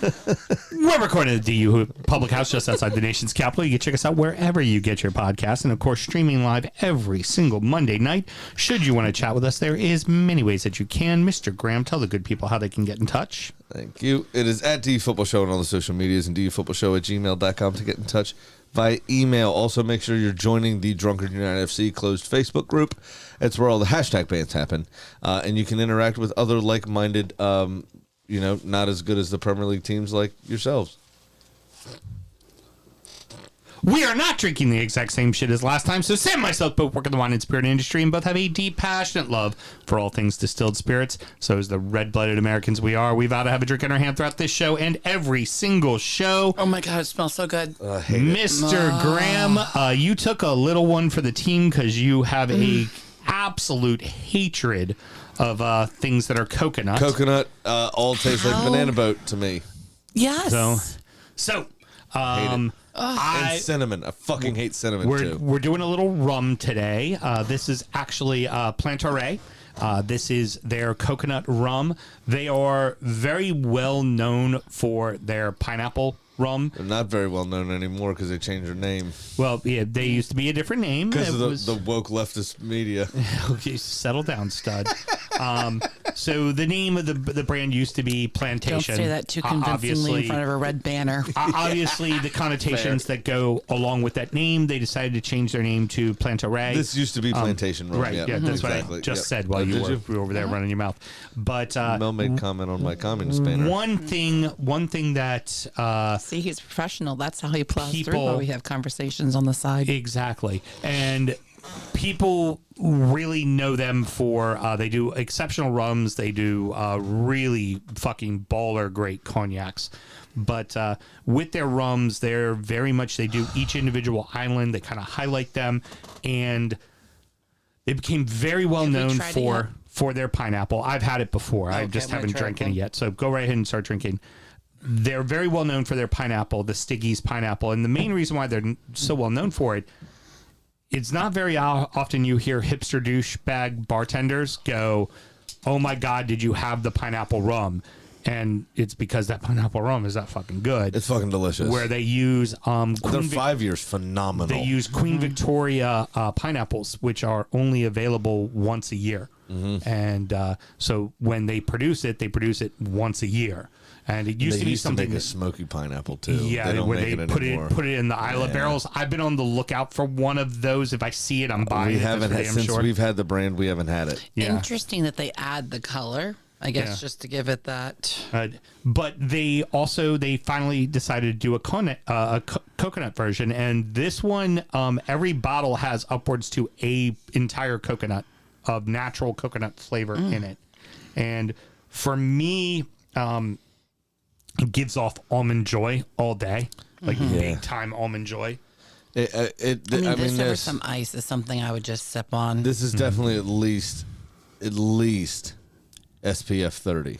On See, this to one. me, I don't get any suntan lotion out of this at all. Not at all. Not Not one even bit. a little bit. All coconut to me tastes like Banana Boat suntan lotion. Right. And that's why I hate fucking coconut. I don't begrudge you that thought with most coconut, but not this. This, I would say, has zero I'm telling you, suntan. that coconut cartel rum I represent.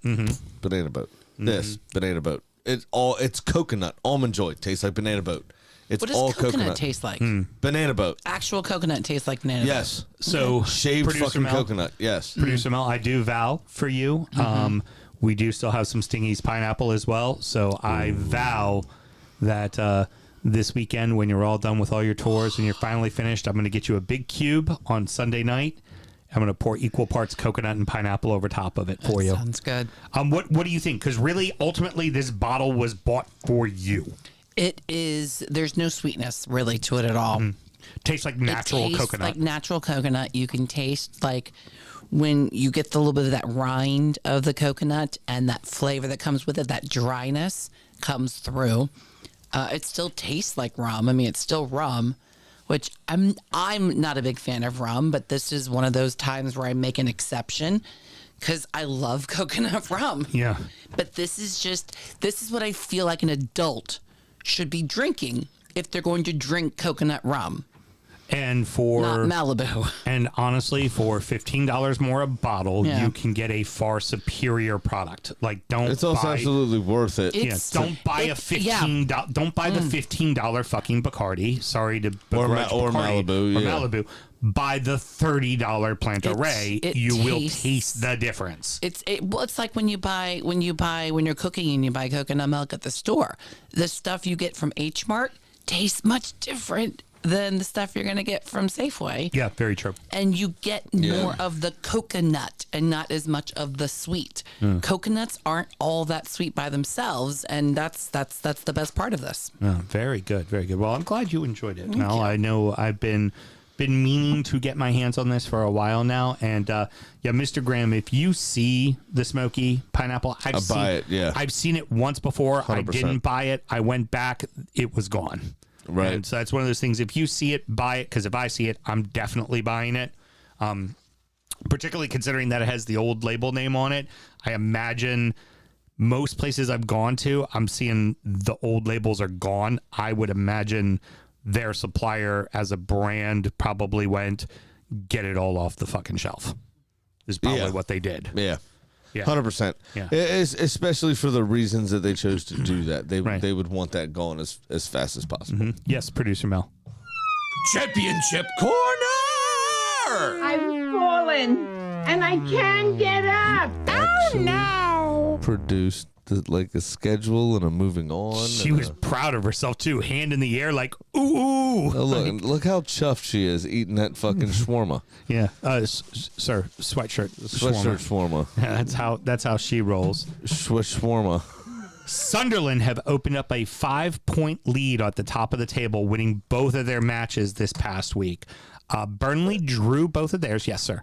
I would say that means fuck all at this point. Right. It's just happy update because the games there's literally 400 league games between now and Christmas. But we did mention last week how this tends to start. We start to see the separation in these double weeks. Yeah. Well, I think here we what we see really is sectional separation. Yeah.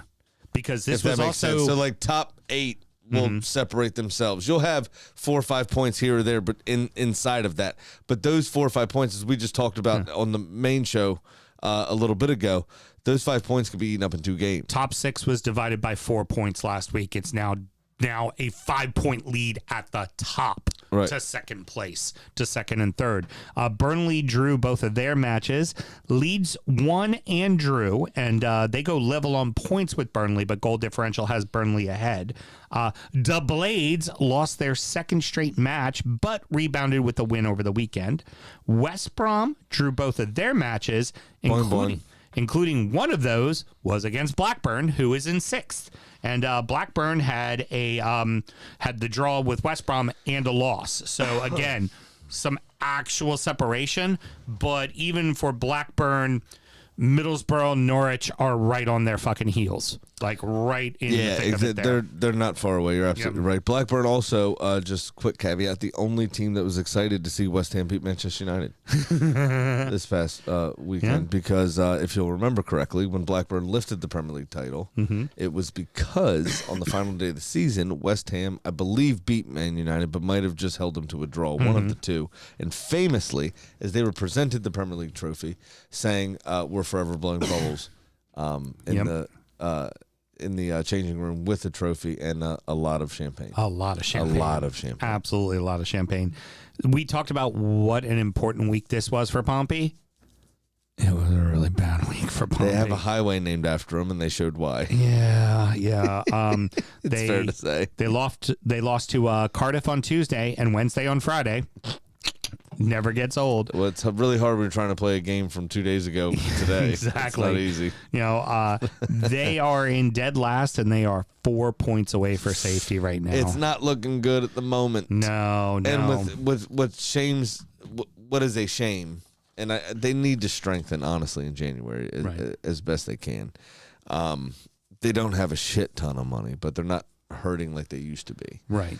What we need from them is to do enough to stay in the league, because Southampton are definitely getting relegated. We have to have the fucking South I need Coast. a South Coast derby in my life. It's been far too long, and we just need to see it. It's just simple as that. Dude, next year in the championship, right, we could have the Sheffield Derby, the Old Farm Derby, because Ipswich can come back down. Yep. We could have the South Coast Derby, right? And yes, the South Coast Derby, because that's what it is. Right. That is the South Coast Derby. And we could also have, if Burnley doesn't go up, we got Burnley Blackburn, which is the oldest derby from when the first fucking 12 teams were playing. Yeah. Like, they haven't played each other yet this season. We're going to fucking, that'll be one I know I'm going to watch. Right, yeah. The game in full, yeah. Yeah, that's for sure. So we're talking about it, and that's definitely one I get Brett to send in a little talking point about for damn sure. Exactly right. But yeah, right now, 4 points from safety. So it's not good. They got to pick it up.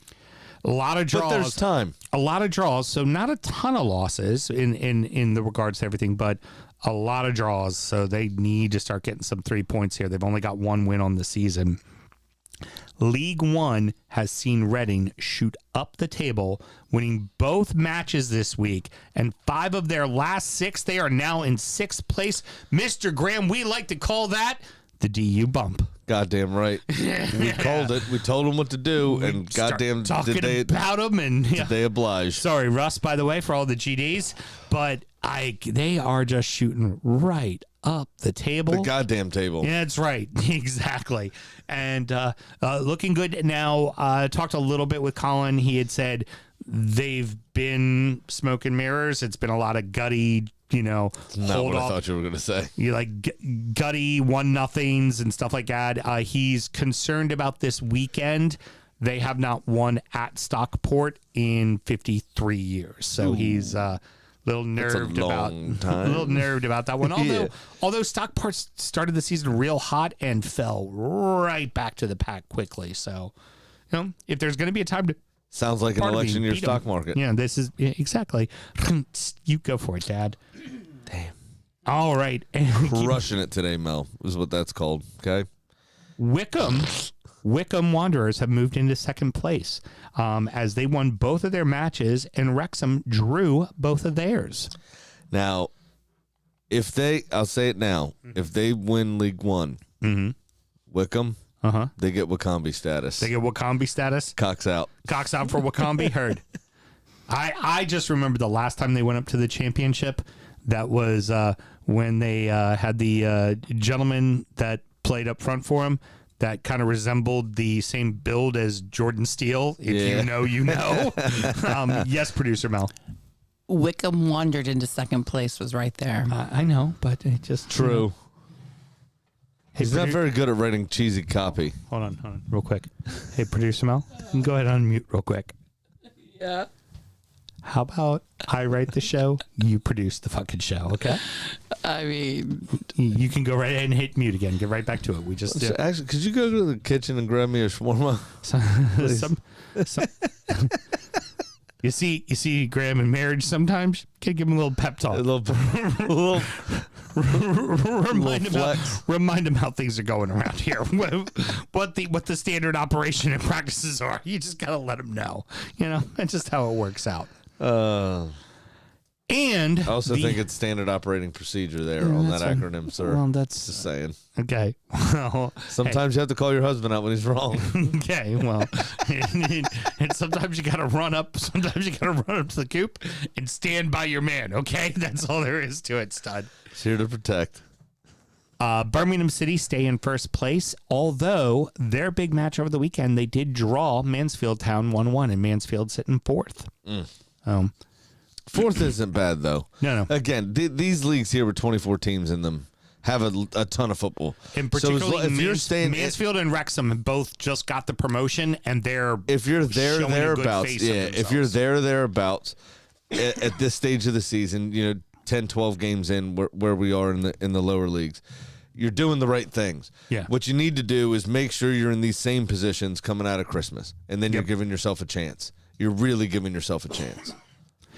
Port Vale won both of their matches, and their lead in League Two grows to 4 points. So similar to what we were talking about with the championship last week, it was 2 points. No, I think they were all level on points. Every single one of them were level on points, 1 through 4. So it was just goal differential separating them. So got a little bit of a bump that helps them quite a bit. They're over top of Wassel, Notts, and Doncaster, who are all sitting on 26 points. Shrimps were not out this week. They got not good. And kind of, what ended up happening, a little domination, got told, hey, you got a shrimp, is essentially what they got, as they lost 3-0 and 5-2 to Wimbledon and Chesterfield. Chesterfield's one of the teams that got promoted from the National League.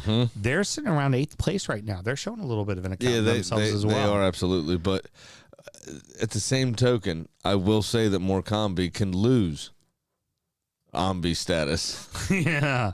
We'll put our shrimps away. If they could go back to being Morecambe, and Wakambi could prevail. Okay. No, if things don't go right. Heard.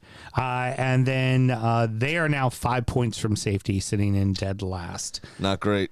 Aki lost to MK Dons, but they drew Wassel, who's second place. So good on them. And they are sitting in 20th place, and they are 5 points clear of the drop right now. Good, so good recovery. Just keep picking points up. Just keep putting points on the board. Draws and wins. That's all that matters. As Aki is figuring everything out right now, which I would really love to talk with Ben about soon. Maybe that can work out in the next few weeks for international break.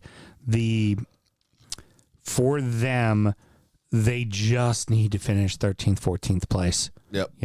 Just kind of reset yourself, because also as teams like Wrexham shoot up the ranking, there's not going to be teams like that in the National League coming up taking the players that they would normally be grabbing. So I think they'll be all right. I did want to take a quick look at the National League, Mr. Graham. York City sit in first place on 35 points, but right behind them, apparently eating kale works okay in the National League. Forest Green Rovers are sitting in second place on 34 points. That's not too shabby. Though. Yeah. So there we go. Got a little report from the old Grass Eaters. They are sitting in second place. Grass Eaters. Hopefully get well. I mean, that was your fucking joke all the time. It is my joke. You're right. So I just figured I'd revisit it for you. That's gonna wrap it up, Mr. Graham. Any parting words? I don't have any parting words other than get ready because the lower leagues are coming thick and fast, and it's going to be hard to keep up with. So make sure you're paying attention.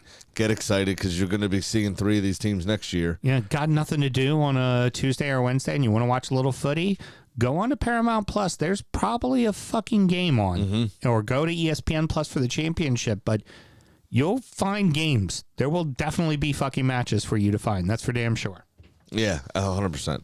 Alrighty. Well, next up is Injury Time, where we're going to preview the next weekend's action for the Premier League. We're going to talk about the beers we were drinking, catch up on the IBS, and our Fantasy Football League. Should somebody want to help support the show, Mr. Graham, how do they go about doing that? It's very easy, actually. It is patreon.com/the football show. Just sign up to that $5 tier, and you'll be able to find all of that wonderful extra content. You could have kept with easily and said that's very easily done, and then let them that way. But you like to point out my shortcomings when I say the wrong word, so it's just do it. Turnabout is fair play. Just fucking do it is all I'm saying. Okay. Till next week, everybody. Good night.